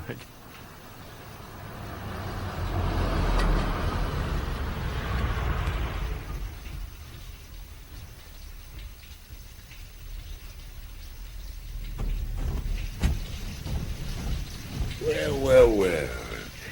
Y'all went up to the old place after all, huh? Oh, yeah. Look, could you tell me where I can spend the night? A hotel, a motel? Hotel, now, let's see. The Jeb Stewart Hotel is a right nice place, and that's just down the street away. Yeah, I saw that place when I came into town. Look, is there any place else? No. That is the only place in town. But I'll tell you, it's the finest hotel we have in these parts. I know, because I own it. Oh, boy. One other thing. Is there a real estate firm here in town? Yeah, well, now you all be talking about the Dixon Company. Dixon Company? Yeah, huh? And it's the only place in town. Yeah, I figured as much. And I own that, too.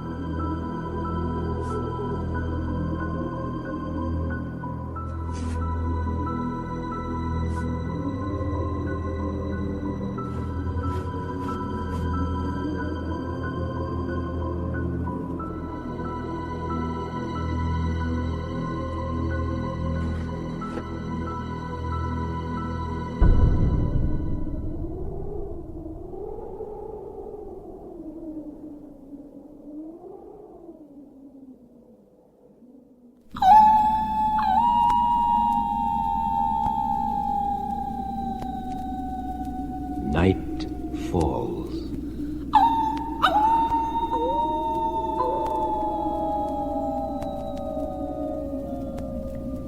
The forest holds its breath.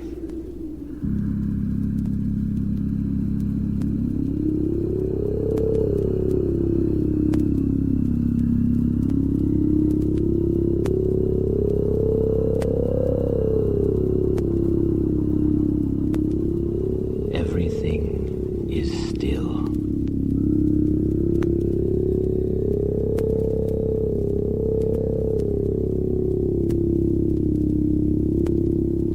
The blood-red moon stares through the trees.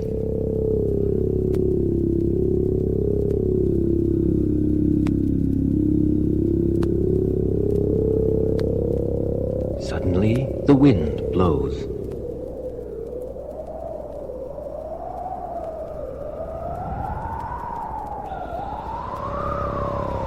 The trees shiver.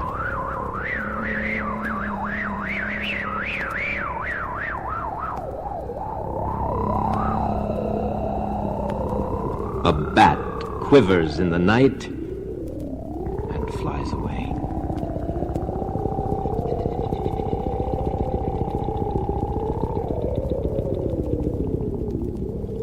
Far into the woods, witches wail.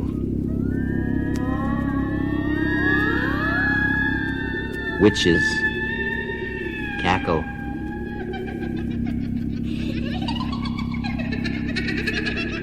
And cast their spells.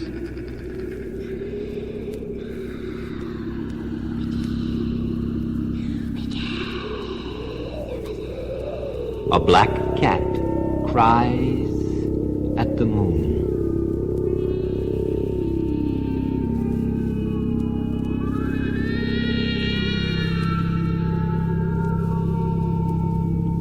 It is Halloween.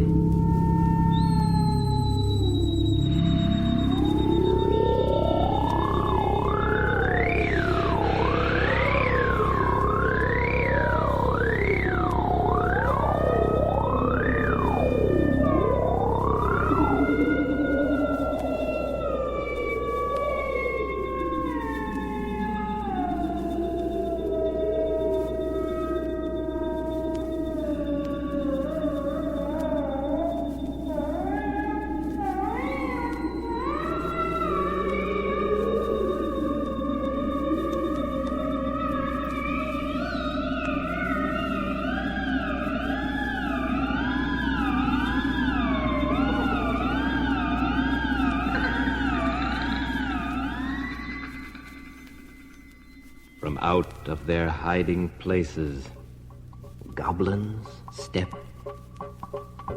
and laugh and dance.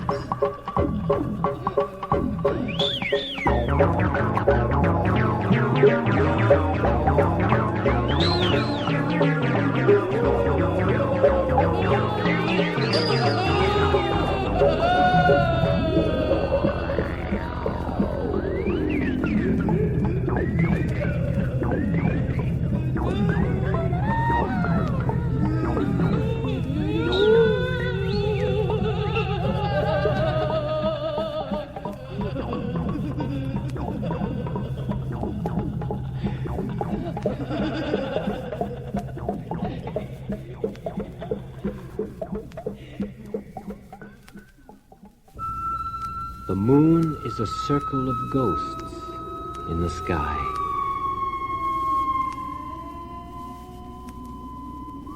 The wind whistles around the corners of the house. Shadows fall outside the window. Strange, unnatural sounds. What was that?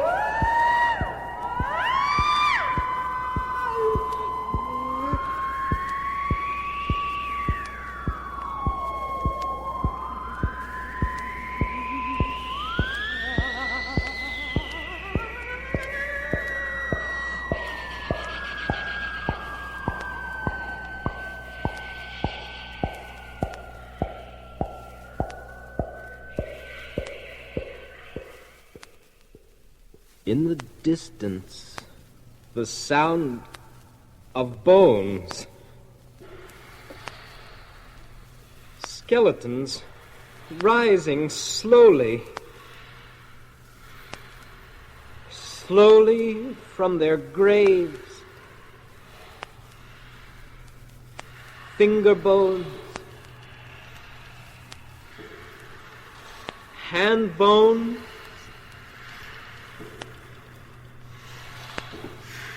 Arm bones, a grinning skull, backbones, leg bones, toe bones, rising, bones moving this way. Dancing in the ghostly moonlight.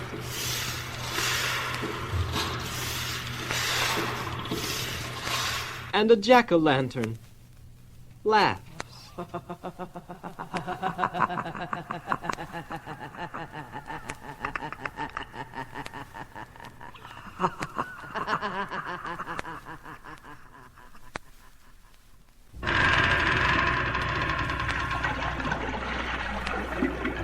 Now, pirates.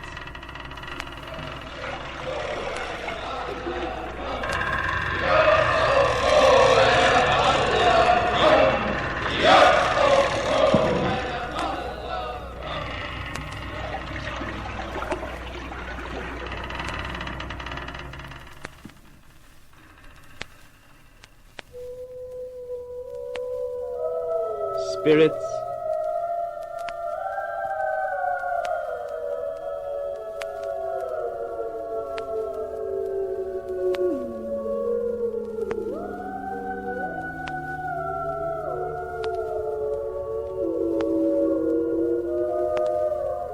Monsters.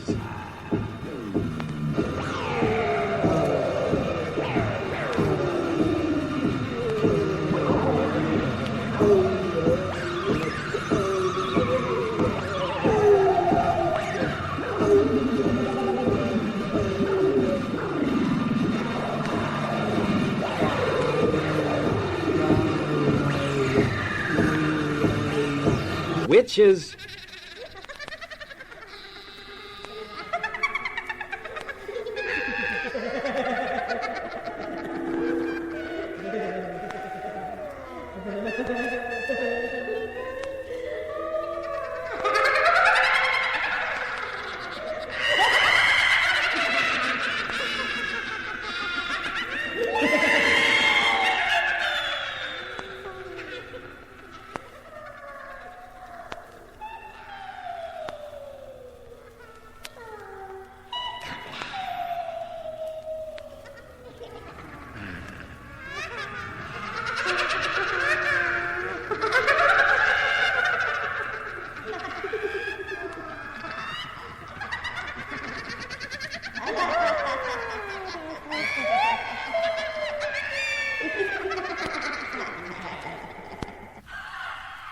Wheeze and whistle.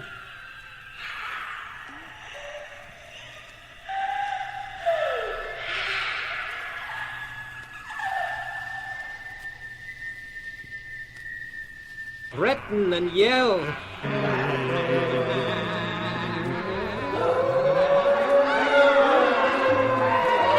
Ring bells.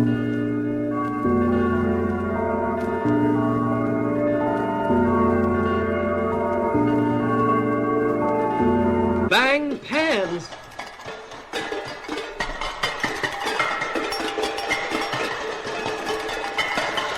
Scare parents?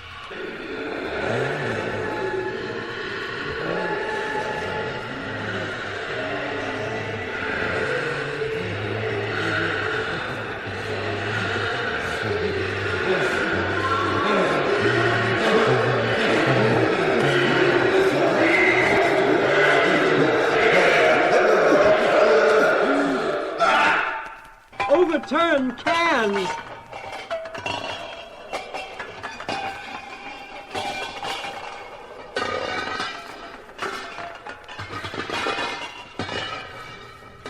And nothing will stop them. Nothing at all. Except lollipops and apples and chocolates and nuts. The jack-o'-lantern laugh and laugh.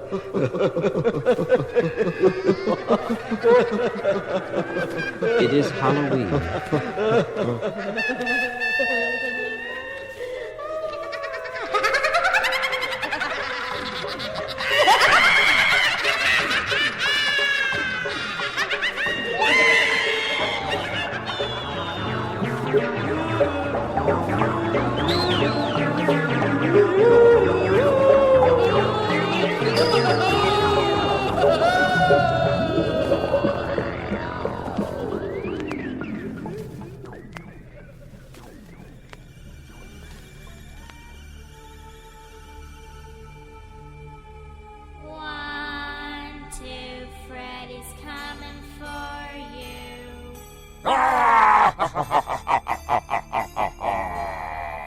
Welcome to my nightmare. 3, 4, better lock your door. 5.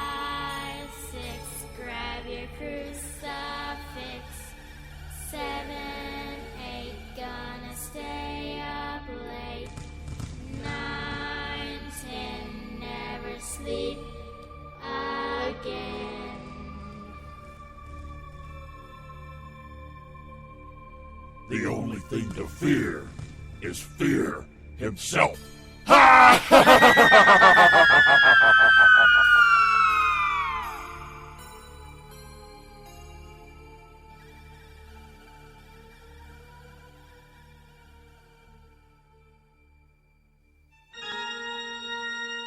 Welcome to the SCREAMATORIUM. Please excuse the mess. We had a little decapitation a few moments ago. Come inside, but be prepared to scream as if your life depended on it.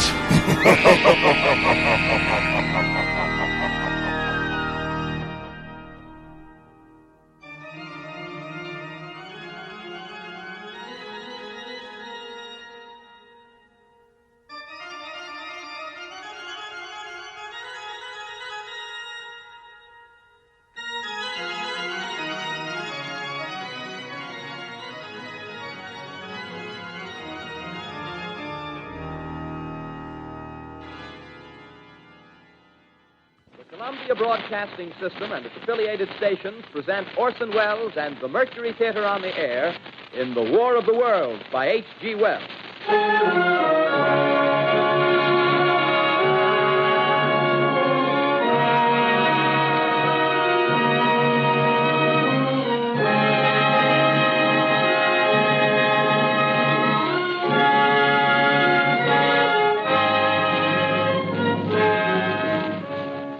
Ladies and gentlemen, the director of the Mercury Theater and star of these broadcasts, Orson Welles.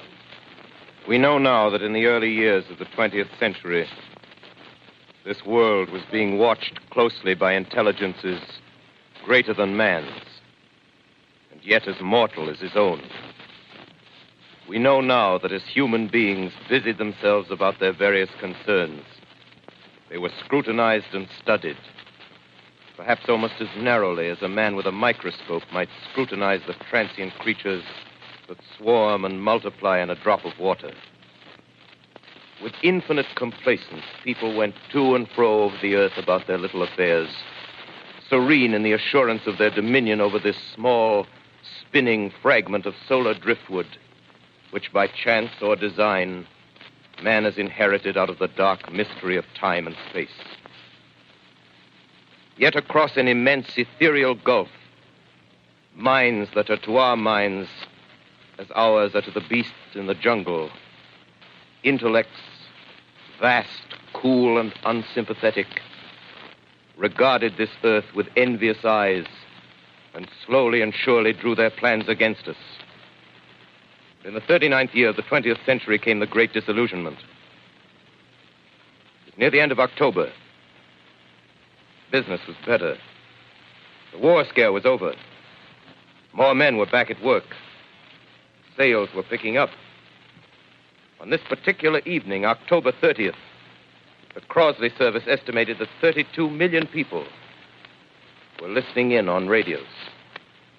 For the next 24 hours, not much change in temperature.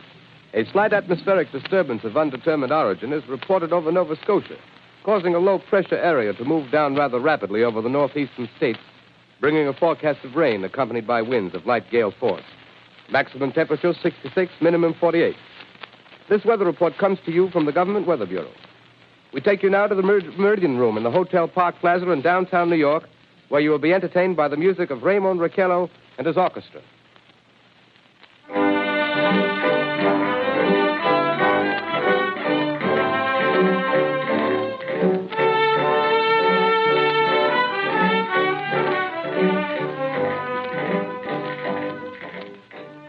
Good evening, ladies and gentlemen.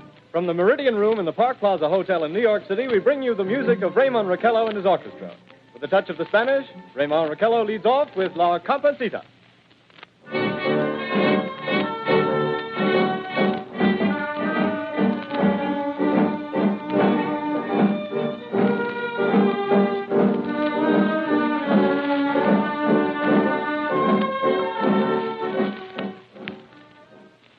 Ladies and gentlemen, we interrupt our program of dance music to bring you a special bulletin from the Intercontinental Radio News. At 20 minutes before 8 Central Time, Professor Farrell of the Mount Jennings Observatory, Chicago, Illinois, reports observing several explosions of incandescent gas occurring at regular intervals on the planet Mars. The spectroscope indicates the gas to be hydrogen and moving toward the Earth with enormous velocity. Professor Pearson of the observatory at Princeton confirms Farrell's observation and describes the phenomenon as, quote, like a jet of blue flame shot from a gun, unquote. We now return you to the music of Ramon Raquello, playing for you in the Meridian Room of the Park Plaza Hotel, situated in downtown New York.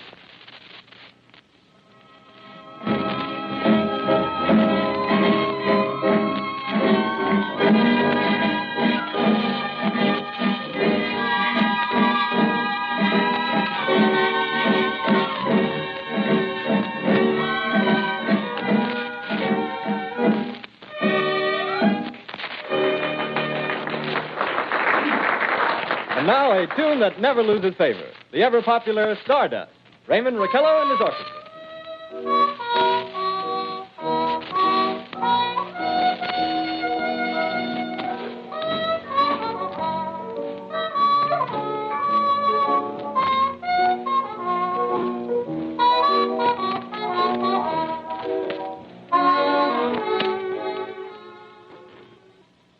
Ladies and gentlemen, following on the news given in our bulletin a moment ago, the Government Meteorological Bureau has requested the large observatories of the country to keep an astronomical watch on any further disturbances occurring on the planet Mars.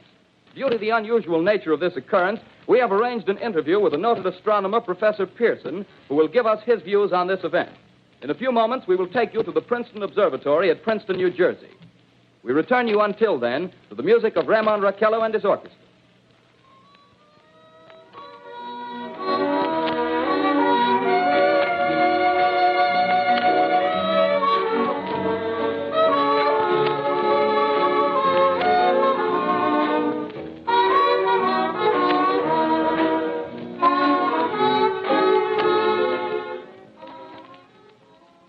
We are ready now to take you to the Princeton Observatory at Princeton, where Carl Phillips, our commentator, will interview Professor Richard Pearson, famous astronomer. We take you now to Princeton, New Jersey. Good evening, ladies and gentlemen. This is Carl Phillips speaking to you from the observatory at Princeton. I'm standing in a large semicircular room, pitch black except for an oblong split in the ceiling. Through this opening, I can see a sprinkling of stars that cast a kind of frosty glow over the intricate mechanism of the huge telescope. The ticking sound you hear is the vibration of the clockwork. Professor Pearson stands directly above me on a small platform, peering through the giant lens. I'll ask you to be patient, ladies and gentlemen, during any delay that may arise during our interview. Besides the ceaseless watch of the heavens, Professor Pearson may be interrupted by telephone or other communications.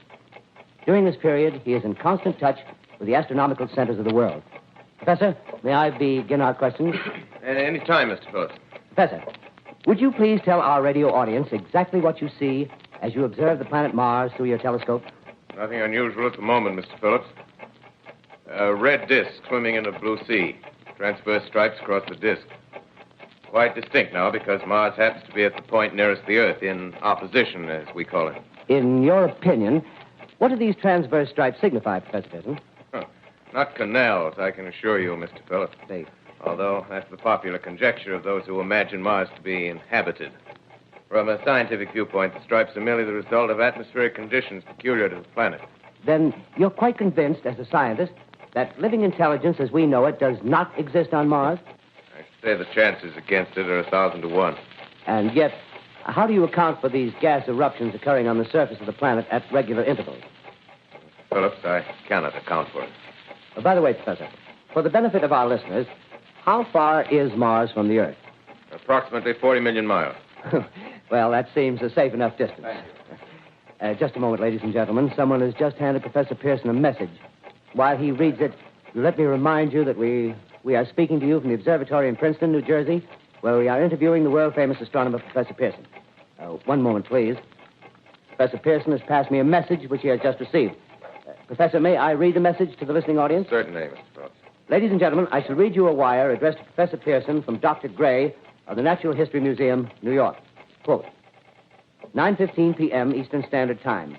Seismograph registered shock of almost earthquake intensity occurring within a radius of 20 miles of Princeton. Please investigate. Signed Lloyd Gray, Chief of Astronomical Division. Unquote. Professor Pearson, could this occurrence possibly have something to do with the disturbances observed on the planet Mars? Hardly, Mr. Phillips. This is probably a meteorite of unusual size, and its arrival at this particular time is merely a coincidence. However, we shall conduct a search as soon as daylight permits. Thank you, Professor. Ladies and gentlemen, for the past 10 minutes, we've been speaking to you from the observatory at Princeton, bringing you a special interview with Professor Pearson, noted astronomer. This is Carl Phillips speaking. We are returning you now to our New York studio.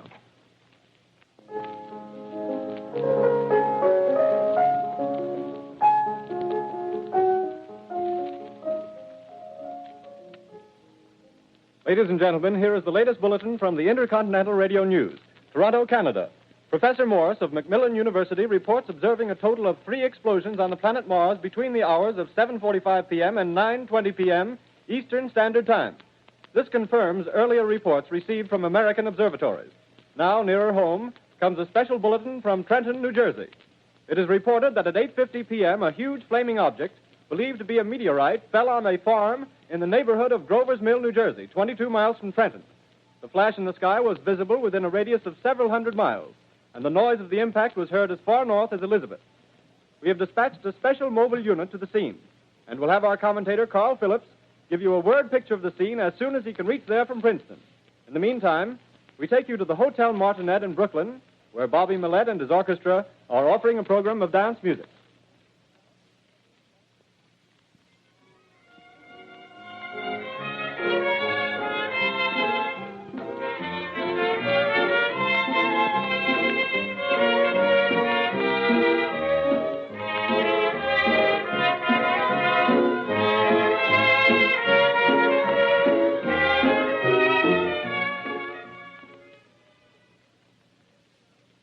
We take you now to Grover's Mill, New Jersey.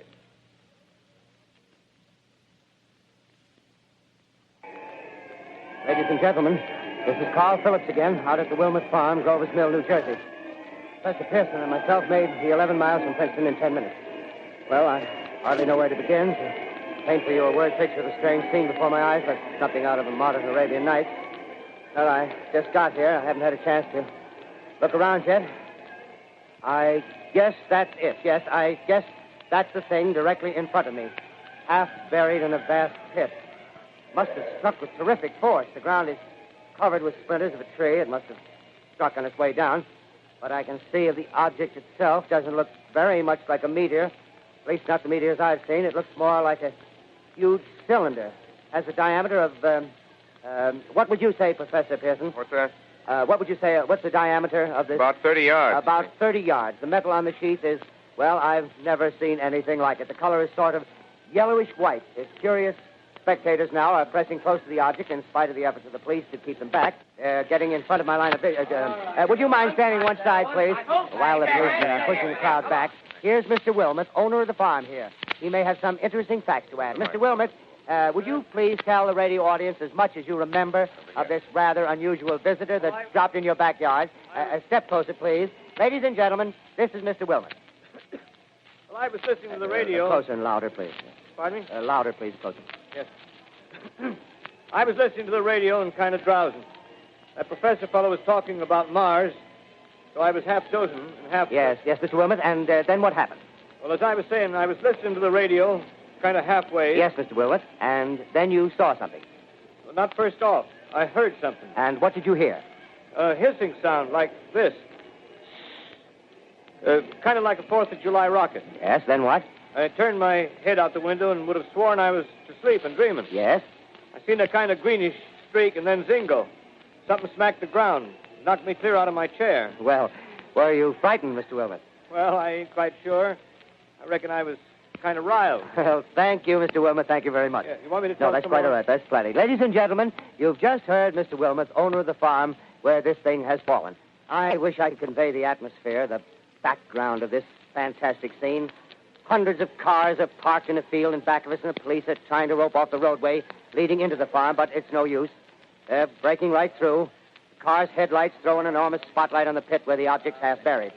Now, some of the more daring souls now are venturing near the edge. The silhouettes stand out against the metal sheen. One man wants to touch the thing. He's having an argument with the policeman. Now, the policeman wins.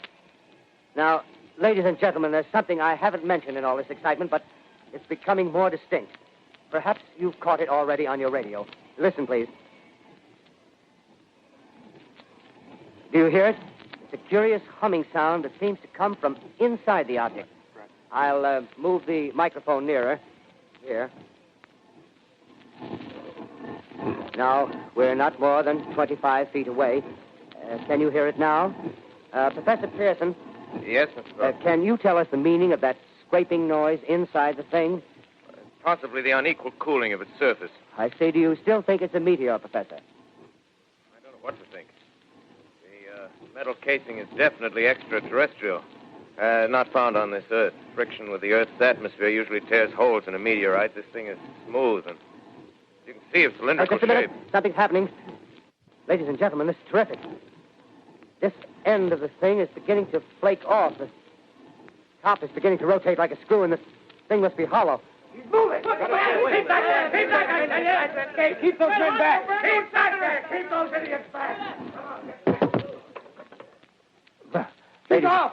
The top's loose. Look out there. Stand back. ladies and gentlemen, this is the most terrifying thing I've ever witnessed. Wait a minute. Someone's crawling someone or something. I can see turning out of that black hole two luminous discs. The eyes, it might be a face, might be almost... Good heavens, something wriggling out of the shadow like a gray snake. Now it's another one, and another one, and another one. They look like tentacles to me. Oh, yeah, I can see the thing's body. Now it's large as a bear. It glistens like wet leather, but that face, ladies and gentlemen, it's indescribable. I can hardly force myself to keep looking at it. It's so awful. The eyes are black, and they gleam like a serpent. The mouth is kind of V-shaped with saliva dripping from its rimless lips. It seemed to quiver and pulsate, and the monster, or whatever it is, can hardly move. It seems weighed down by possibly gravity or something. The thing's rising up now, and the crowd falls back. They've seen plenty. The most extraordinary experience, ladies and gentlemen. I can't find words. Well, I'll pull this microphone with me as I talk. I'll have to stop the description until I can take a new position. Hold on, will you, please? I'll be right back in a minute.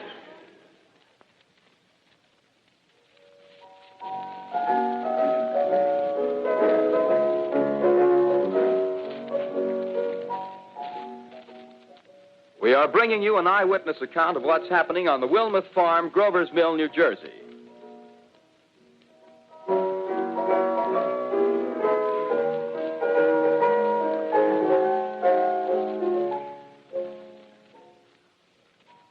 We now return you to Carl Phillips at Grover's Mill.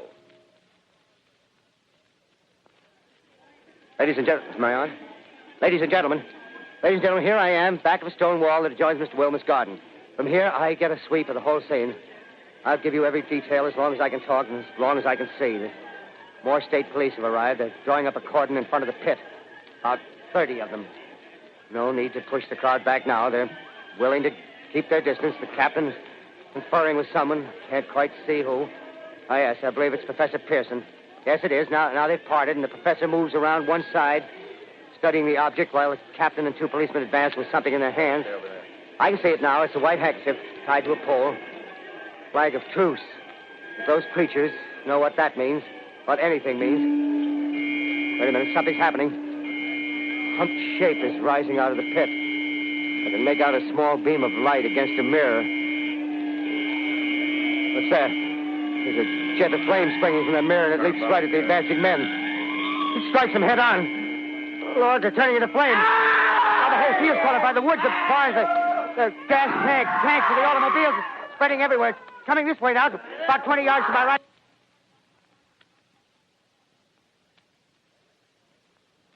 Ladies and gentlemen, due to circumstances beyond our control, we are unable to continue the broadcast from Grover's Mill. Evidently, there's some difficulty with our field transmission. However, we will return to that point at the earliest opportunity.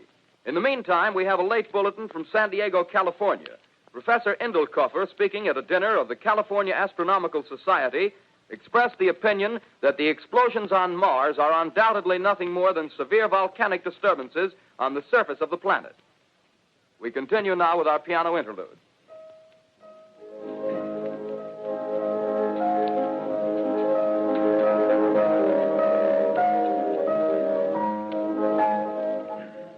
Ladies and gentlemen, I've just been handed a message that came in from Grover's Mill by telephone.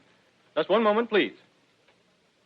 At least 40 people, including 6 state troopers, lie dead in a field east of the village of Grover's Mill, their bodies burned and distorted beyond all possible recognition. The next voice you hear will be that of Brigadier General Montgomery Smith, commander of the state militia at Trenton, New Jersey. I have been requested by the governor of New Jersey to place the counties of Mercer and Middlesex as far west as Princeton and east to Jamesburg under martial law.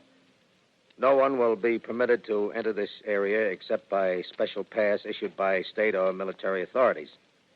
4 companies of state militia are proceeding from Trenton to Grover's Mill and will aid in the evacuation of homes within the range of military operations.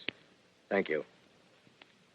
You have just been listening to General Montgomery Smith, commanding the state militia at Trenton. In the meantime, further details of the catastrophe at Grover's Mill are coming in.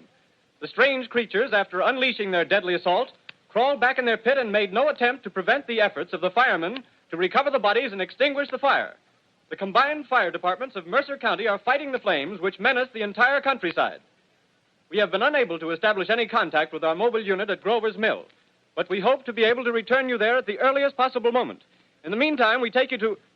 Just one moment, please.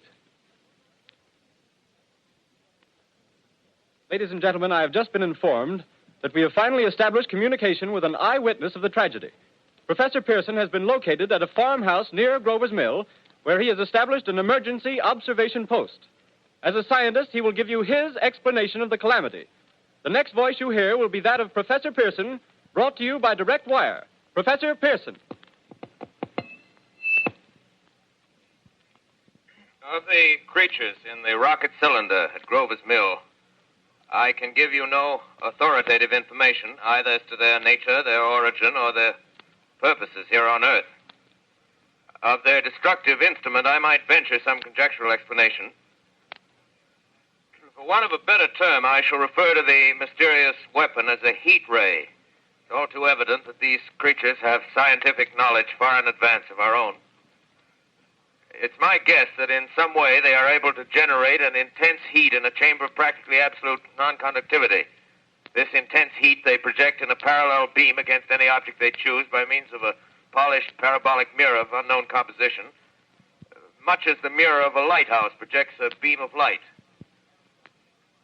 That is my conjecture of the origin of the heat ray. Thank you, Professor Pearson. Ladies and gentlemen, here is a bulletin from Trenton. It is a brief statement informing us that the charred body of Carl Phillips has been identified in a Trenton hospital. Now, here's another bulletin from Washington, D.C. The Office of the Director of the National Red Cross reports 10 units of Red Cross emergency workers have been assigned to the headquarters of the state militia, stationed outside of Grover's Mill, New Jersey. Here's a bulletin from State Police, Princeton Junction. The fires at Grover's Mill and vicinity are now under control. Scouts report all quiet in the pit, and there is no sign of life appearing from the mouth of the cylinder. Now, ladies and gentlemen, we have a special statement from Mr. Harry McDonald, Vice President in charge of operations. We have received a request from the state militia of Trenton to place at their disposal our entire broadcasting facilities. In view of the gravity of the situation, and believing that radio has a responsibility to serve in the public interest at all times, we are turning over our facilities to the state militia at Trenton. We take you now to the field headquarters of the state militia near Grover's Mill, New Jersey. This is Captain Lansing of the Signal Corps, attached to the state militia, now engaged in military operations in the vicinity of Grover's Mill. Situation arising from the reported presence of certain individuals of unidentified nature is now under complete control. The cylindrical object, which lies in a pit directly below our position, surrounded on all sides by 8 battalions of infantry, without heavy field pieces, but adequately armed with rifles and machine guns. All cause for alarm, if such cause ever existed, is now entirely unjustified. Things, whatever they are, do not even venture to poke their heads above the pit. I can see their hiding place plainly in the glare of the searchlights here. With all their reported resources, these creatures can scarcely stand up against heavy machine gun fire. Anyway, it's an interesting outing for the troops. I can make out their khaki uniforms, crossing back and forth in front of the lights. Looks almost like a real war. There appears to be some slight smoke in the woods bordering the Millstone River. Probably fire started by campers. Well, we ought to see some action soon. One of the companies is deploying on the left flank. A quick thrust and it'll all be over. Now, wait a minute. I see something on top of the cylinder. No, it's nothing but a shadow. Now the troops are on the edge of the Wilmot farm. 7,000 armed men closing in on an old metal tube.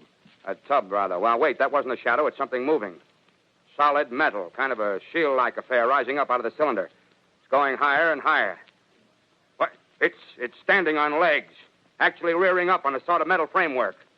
Now it's reaching above the trees and the searchlights are on it. Hold on.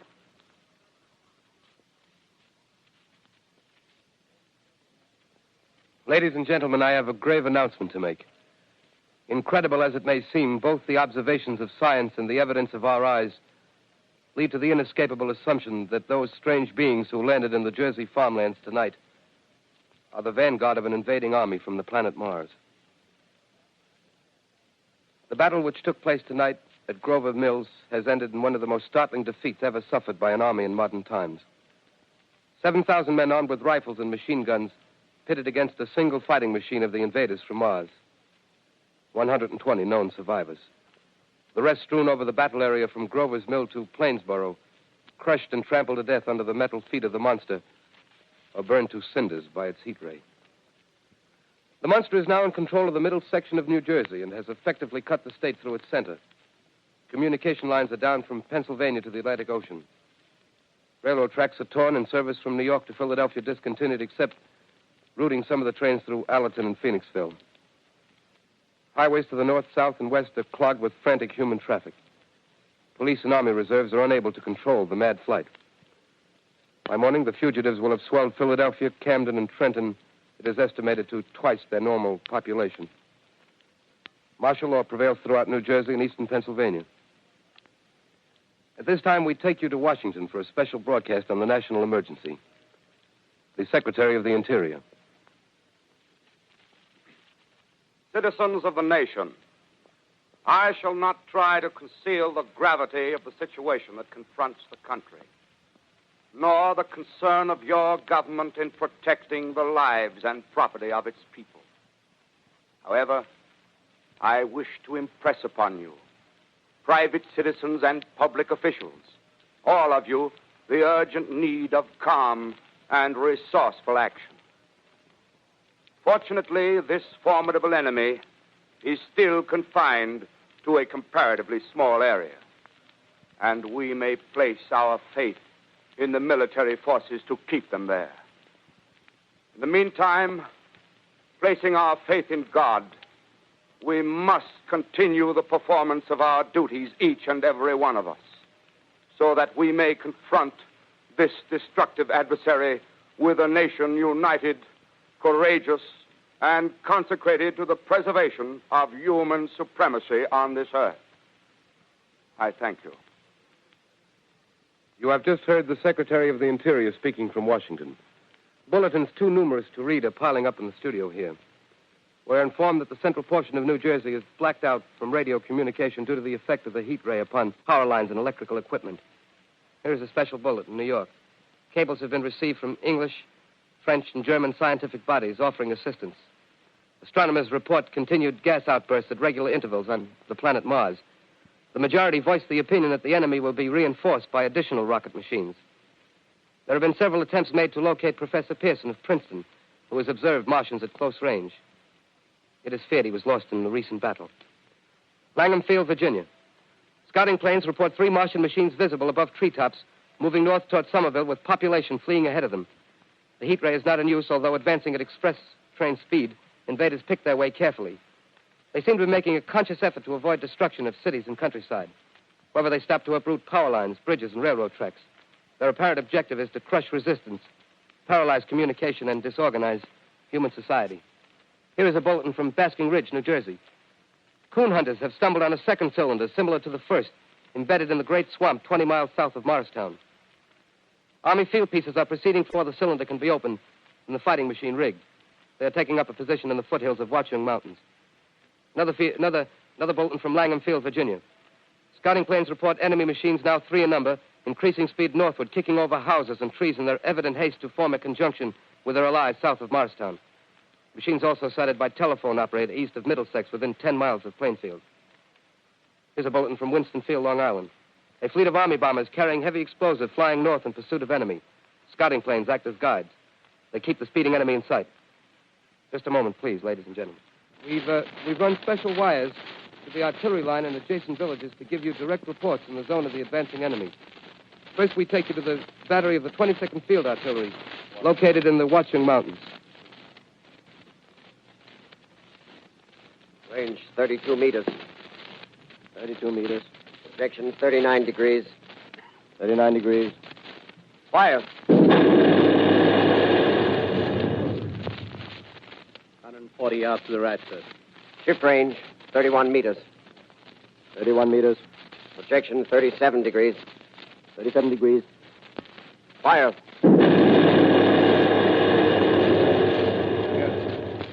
Hit, sir. Got the tripod of one of them. That's off. The others are trying to repair it. Quick, get the range. Shift 30 meters. 30 meters. Projection 27 degrees. 27 degrees. Fire.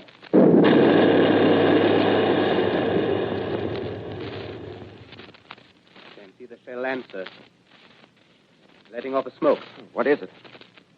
Black smoke, sir. Moving this way. Lying close to the ground. Moving fast. Put on gas masks. Get ready to fire. Shift to 24 meters. 24 meters. Projection 24 degrees. 24 degrees. Fire.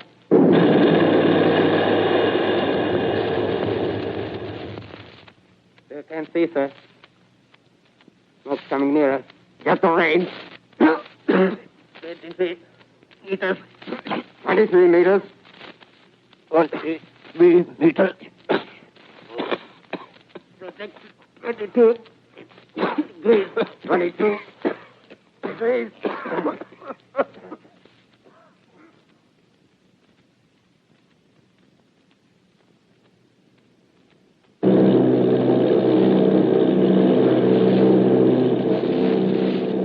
Army bombing plane V-843 off Bayonne, New Jersey. Lieutenant Vogt, commanding 8 bombers, reporting to Commander Fairfax, Langham Field. This is Vogt reporting to Commander Fairfax, Langham Field. Enemy tripod machines now in sight. Reinforced by 3 machines from the Morristown cylinder. 6 altogether. 1 machine partially crippled. Believed hit by shell from Army gun in Watchung Mountains. Guns now appear silent. A heavy black fog hanging close to the earth of extreme density, nature unknown. No sign of heat ray. Enemy now turns east, crossing Passaic River into the Jersey marshes. Another straddles the Pulaski Skyway. Evident objective is New York City. They're pushing down a high-tension power station. The machines are close together now, and we're ready to attack. Planes circling, ready to strike. 1,000 yards, and we'll be over the first.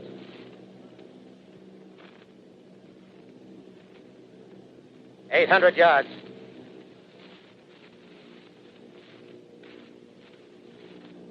600.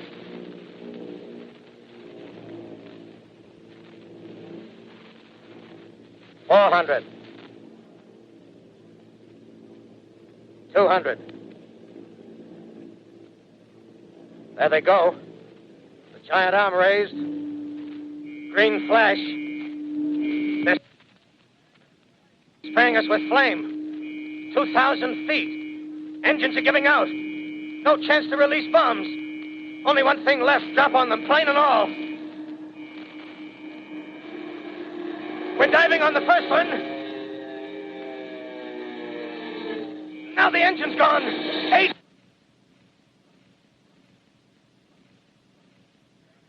This is Bayonne, New Jersey, calling Langham Field. This is Bayonne, New Jersey, calling Langham Field. Come in, please. This is Langham Field. Go ahead. 8 Army bombers in engagement with enemy tripod machines over Jersey Flats. Engines incapacitated by heat ray. All crashed.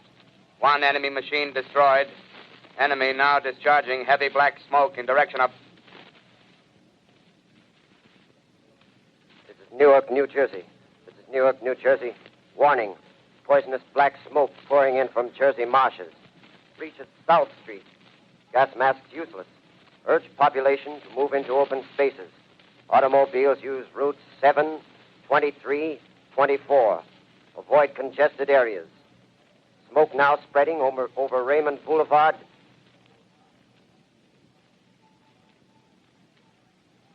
Two X2L calling CQ. 2X2L calling CQ. 2X2L calling 8X3R. Come in, please. This is 8X3R coming back at 2X2L. How's reception? How's reception? K, please. Where are you, 8X3R? What's the matter? Where are you?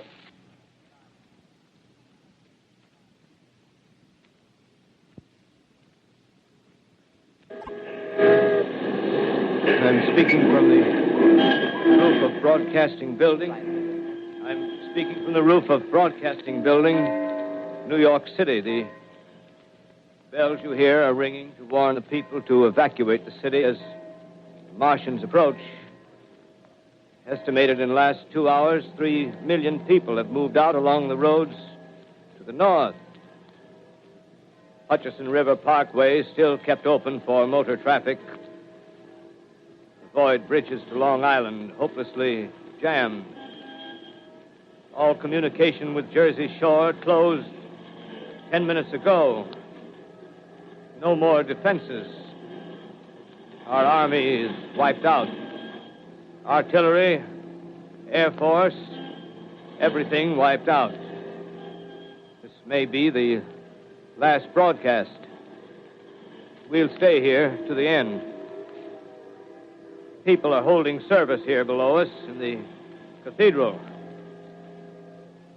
Now I look down the harbor, all manner of boats, overloaded with fleeing population pulling out from docks.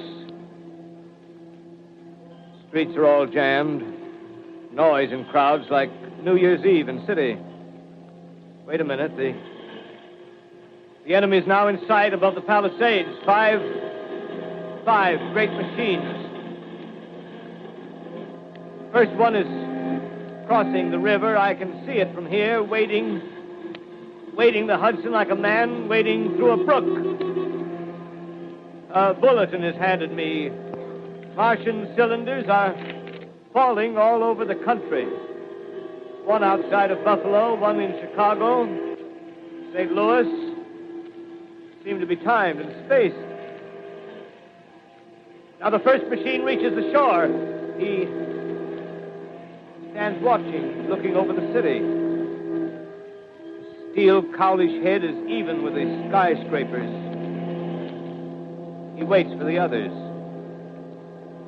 They rise like a line of new towers on the city's west side. Now they're lifting their metal hands. This is the end now. Smoke comes out, black smoke drifting over the city. People in the streets see it now. They're running toward the East River, thousands of them, dropping in like rats. Now the smoke's spreading faster. It's reached Times Square. People are trying to run away from it, but it's no use. They're falling like flies. Now the smoke's crossing 6th Avenue, 5th Avenue, 100 yards away.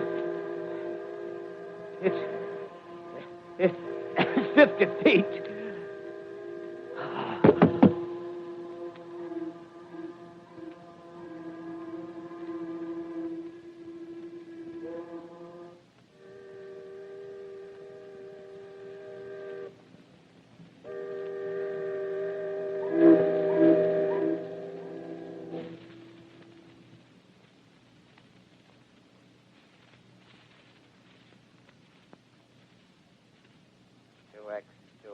Calling CQ.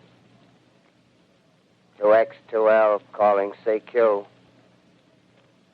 2X2L calling CQ, New York. Isn't there anyone on the air?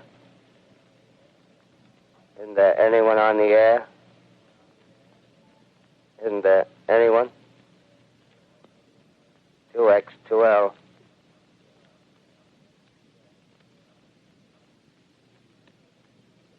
You are listening to a CBS presentation of Orson Welles and the Mercury Theater on the Air in an original dramatization of The War of the Worlds by H.G. Wells. The performance will continue after a brief intermission. This is the Columbia Broadcasting System. The War of the Worlds by H.G. Wells, starring Orson Welles and the Mercury Theater on the Air.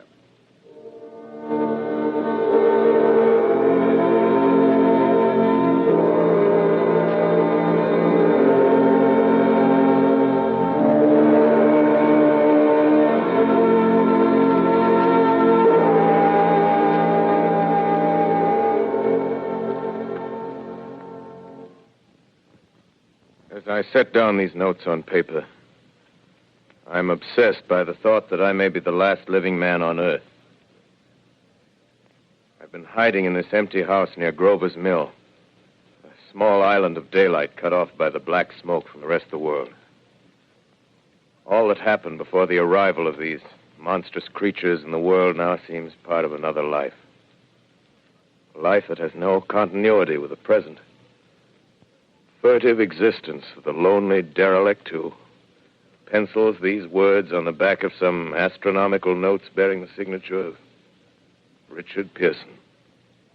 I look down at my blackened hand and I try to connect them with a professor who lives at Princeton and who, on the night of October 20th, glimpsed through his telescope an orange splash of light on a distant planet.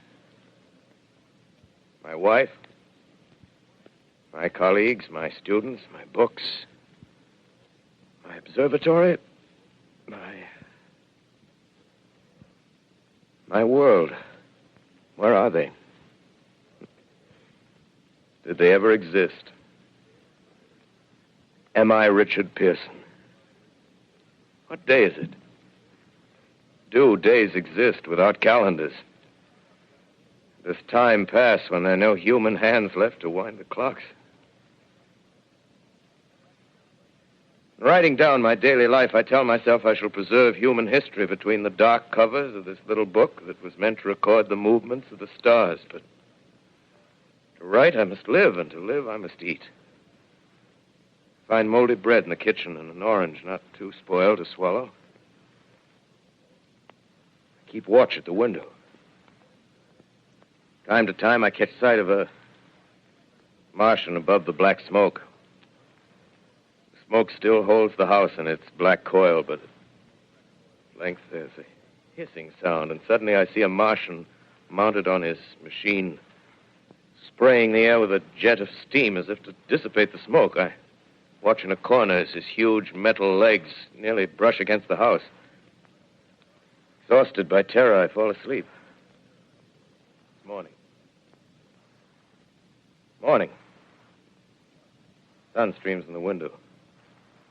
Black cloud of gas is lifted, and the scorched meadows to the north look as though a black snowstorm had passed over them. I venture from the house. I make my way to a road, no traffic. Here and there, a wrecked car, baggage overturned, a blackened skeleton. Push on north. For some reason, I feel safer trailing these monsters than running away from them. And I keep a careful watch. I've seen the Martians feed. Should one of their machines appear over the top of trees, I'm ready to fling myself flat on the earth. I come to a chestnut tree. October. Chestnuts are ripe. Fill my pockets. I must keep alive. 2 days I wander in a vague northerly direction through a desolate world. Finally, I notice a living creature. A small red squirrel in a beech tree. I stare at him and wonder. He stares back at me. I believe at that moment the animal and I shared the same emotion. The joy of finding another living being. Push on north. I find dead cows in a brackish field, and beyond the charred ruins of a dairy and a silo remain standing guard over the wasteland like a lighthouse. deserted by the sea. Astride the silo perches a weathercock. The arrow points north. North. Next day, I come to a city. City vaguely familiar in its contours, yet its buildings strangely dwarfed and leveled off as if a giant had sliced off its highest towers with a capricious sweep of his hand. Reached the outskirts. I found Newark. Newark, undemolished but humbled by some whim of the advancing Martians. Presently, with an odd feeling of being watched, I caught sight of something crouching in a doorway. I made a step towards it, and it rose up and became a man.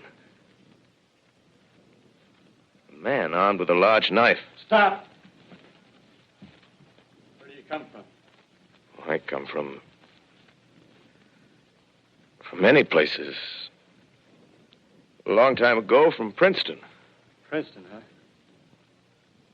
That's near Grover's Mill. Yes. Grover's Mill. There's no food here. This is my country. All this end of town down the river. There's only food for one. Which way are you going? I don't know. I guess I'm looking for people. Hey, what was that? Did you hear something just then? No. Only a bird. A live bird. Yeah. You get to know that birds have shadows these days. Say, we're in the open here. Let's crawl in this doorway here and talk. Have you seen any Martians? No. They're going over to New York. Night, the sky's alive with their lights, just as if people were still living in it. By daylight, you can't see them. 5 days ago, a couple of them carried something big across the flats from the airport. I think they're learning how to fly. Fly? Yeah, fly. Then it's all over with humanity. Stranger, there's still you and I. 2 of us left. Yeah. They got themselves in solid. They wrecked the greatest country in the world. Those green stars, they're probably falling somewhere every night. They've only lost one machine. There isn't anything to do. We're done. We're licked. Where were you? You're in a uniform. Yeah, what's left of it. I was in the militia. National Guard. That's good. There wasn't any war. Any more than there's war between men and ants. Yes, but we're eatable ants. I found that out. What'll they do to us? I thought it all out. Right now, we're caught as we're wanted. A Martian only has to go a few miles to get a crowd on the run. But they won't keep on doing that. They'll begin catching us systematic, like keeping the best and storing us in cages and things. They haven't begun on us yet. Not begun? Not begun. All that's happened so far is because we don't have sense enough to keep quiet. Bothering them with guns and such stuff and losing our heads and rushing off in crowds. No, instead of our rushing around blind, we got to fix ourselves up. Fix ourselves up according to the way things are now.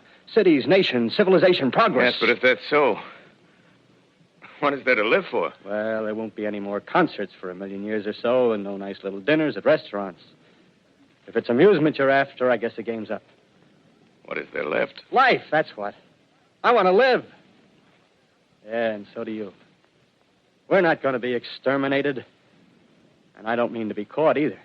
Tamed and fattened and bred like an ox. What are you going to do?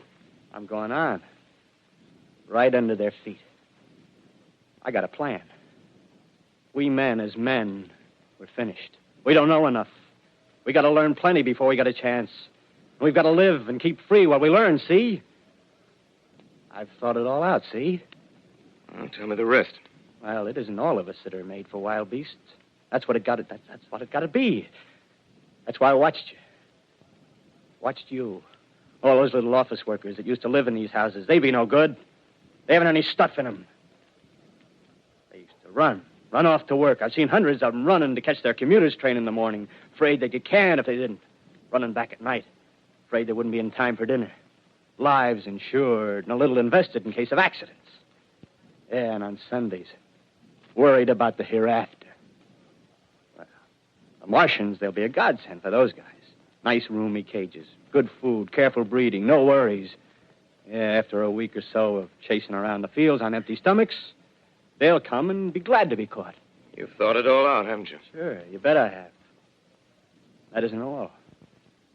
These Martians are going to make pets of some of them. Train them to do tricks. Who knows, get sentimental over the pet boy who grew up and had to be killed. Yeah, and some maybe they'll train to hunt us. Oh, no, it's impossible. Human Yes, they will. There's men who do it gladly. If one of them ever comes after me, by... In the meantime, you and I and others like us, where are we to live when the Martians own the Earth? I got it all figured out. We'll live underground. I've been thinking about the sewers. Under New York, there are miles and miles of them. The main ones, they're big enough for anybody. Then there's cellars, vaults, underground storerooms, railway tunnels, subways. You begin to see, huh? We'll get a bunch of strong men together. No weaklings. That rubbish, out. As you meant me to go. All right. Give you a chance, didn't I? Won't quarrel about that. Go on. Well, we got to make safe places for us to stay in, see? Get all the books we can. Science books. That's where men like you come in, see? We raid the museums. We'll even spy on the Martians. May not be so much we have to learn before... Listen. Just imagine this. 4 or 5 of their own fighting machines suddenly start off. Heat rays right and left. Not a Martian in them. Not a Martian in them, see? But men. Men who've learned the way how. May even be in our time. Gee. Imagine having one of them lovely things with its heat ray wide and free. We'd turn it on Martians. We'd turn it on men. We'd bring everybody down on their knees. That's your plan. Yeah. You, me, a few more of us. We'd own the world. I see. Hey. Hey, what's the matter? Where are you going? Not to your world. Bye, stranger.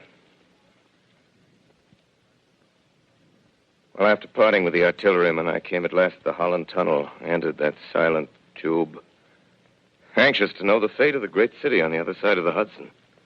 Cautiously, I came out of the tunnel and made my way up Canal Street.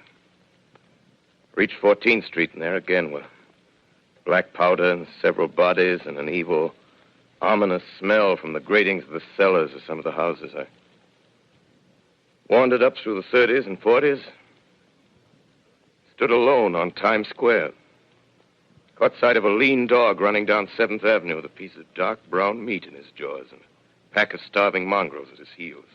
Made a wide circle around me as though he feared I might prove a fresh competitor. Walked up Broadway in the direction of that strange powder, past silent shop windows, displaying their mute wares to empty sidewalks. Past the Capitol Theater, silent, dark. Past a shooting gallery where a row of empty guns faced an arrested line of wooden ducks. Near Columbus Circle, I noticed models of 1939 motor cars in the showrooms facing empty streets. Over the top of the General Motors building, I watched a flock of black birds circling in the sky. Hurried on. Suddenly, I caught sight of the hood of a Martian machine, standing somewhere in Central Park, gleaming in the late afternoon sun. An insane idea. I rushed recklessly across Columbus Circle and into the park. I climbed a small hill above the pond at 60th Street, and from there I could see standing in a silent row along the mall 19 of those great metal Titans, their cowls empty, their steel arms hanging listlessly by their sides. I looked in vain for the monsters that inhabit those machines. Suddenly, my eyes were attracted to the immense flock of black birds that hovered directly below me. They circled to the ground. And there before my eyes, stark and silent, lay the Martians with the hungry birds pecking and tearing brown shreds of flesh from their dead bodies. Later, when their bodies were examined in laboratories, it was found that they were killed by the putrefactive and disease bacteria against which their systems were unprepared. Slain, after all, man's defenses had failed by the humblest thing that God, His wisdom, has put upon this earth. Before the cylinder fell, there was a general persuasion that through all the deep of space, no life existed beyond the petty surface of our minute sphere. Now we see further. Dim and wonderful is the vision I've conjured up in my mind of life spreading slowly from this little seedbed of the solar system throughout the inanimate vastnesses of sidereal space. But a remote dream, maybe that the destruction of the Martians is only a reprieve to them and not to us. Is the future ordained, perhaps? Strange it now seems to sit in my peaceful study at Princeton, writing down this last chapter of the record, begun at a deserted farm in Grover's Mill. Strange to watch children playing in the streets. Strange to see young people strolling on the green where the new spring grass heals the last black scars of a bruised earth. Strange to watch the sightseers enter the museum where the dissembled parts of a Martian machine are kept on public view. Strange when I recall the time when I first saw it. Bright and clean-cut, hard and silent under the dawn of that last great day.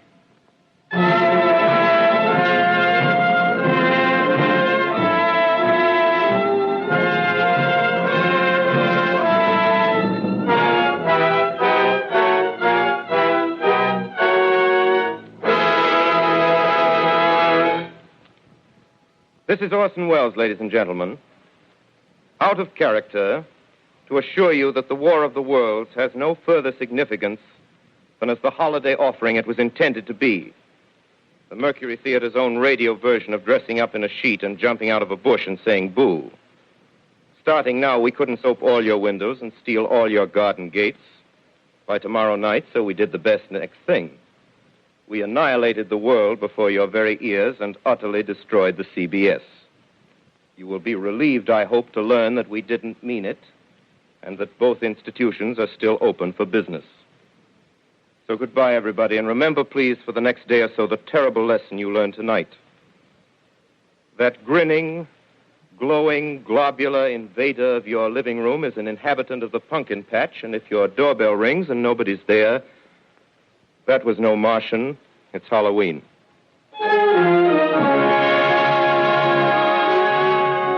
Tonight, the Columbia Broadcasting System and its affiliated stations coast to coast has brought you The War of the Worlds by H.G. Wells, the 17th in its weekly series of dramatic broadcasts featuring Orson Welles and the Mercury Theater on the air.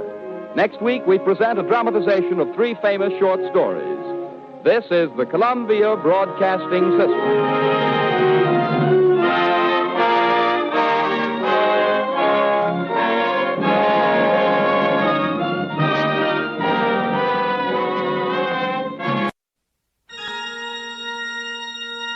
Thank you for joining us in the Screamatorium. Congratulations if you made it out alive. But then again, there's always next time. I must crawl into my coffin now. Good night. Pleasant dreams.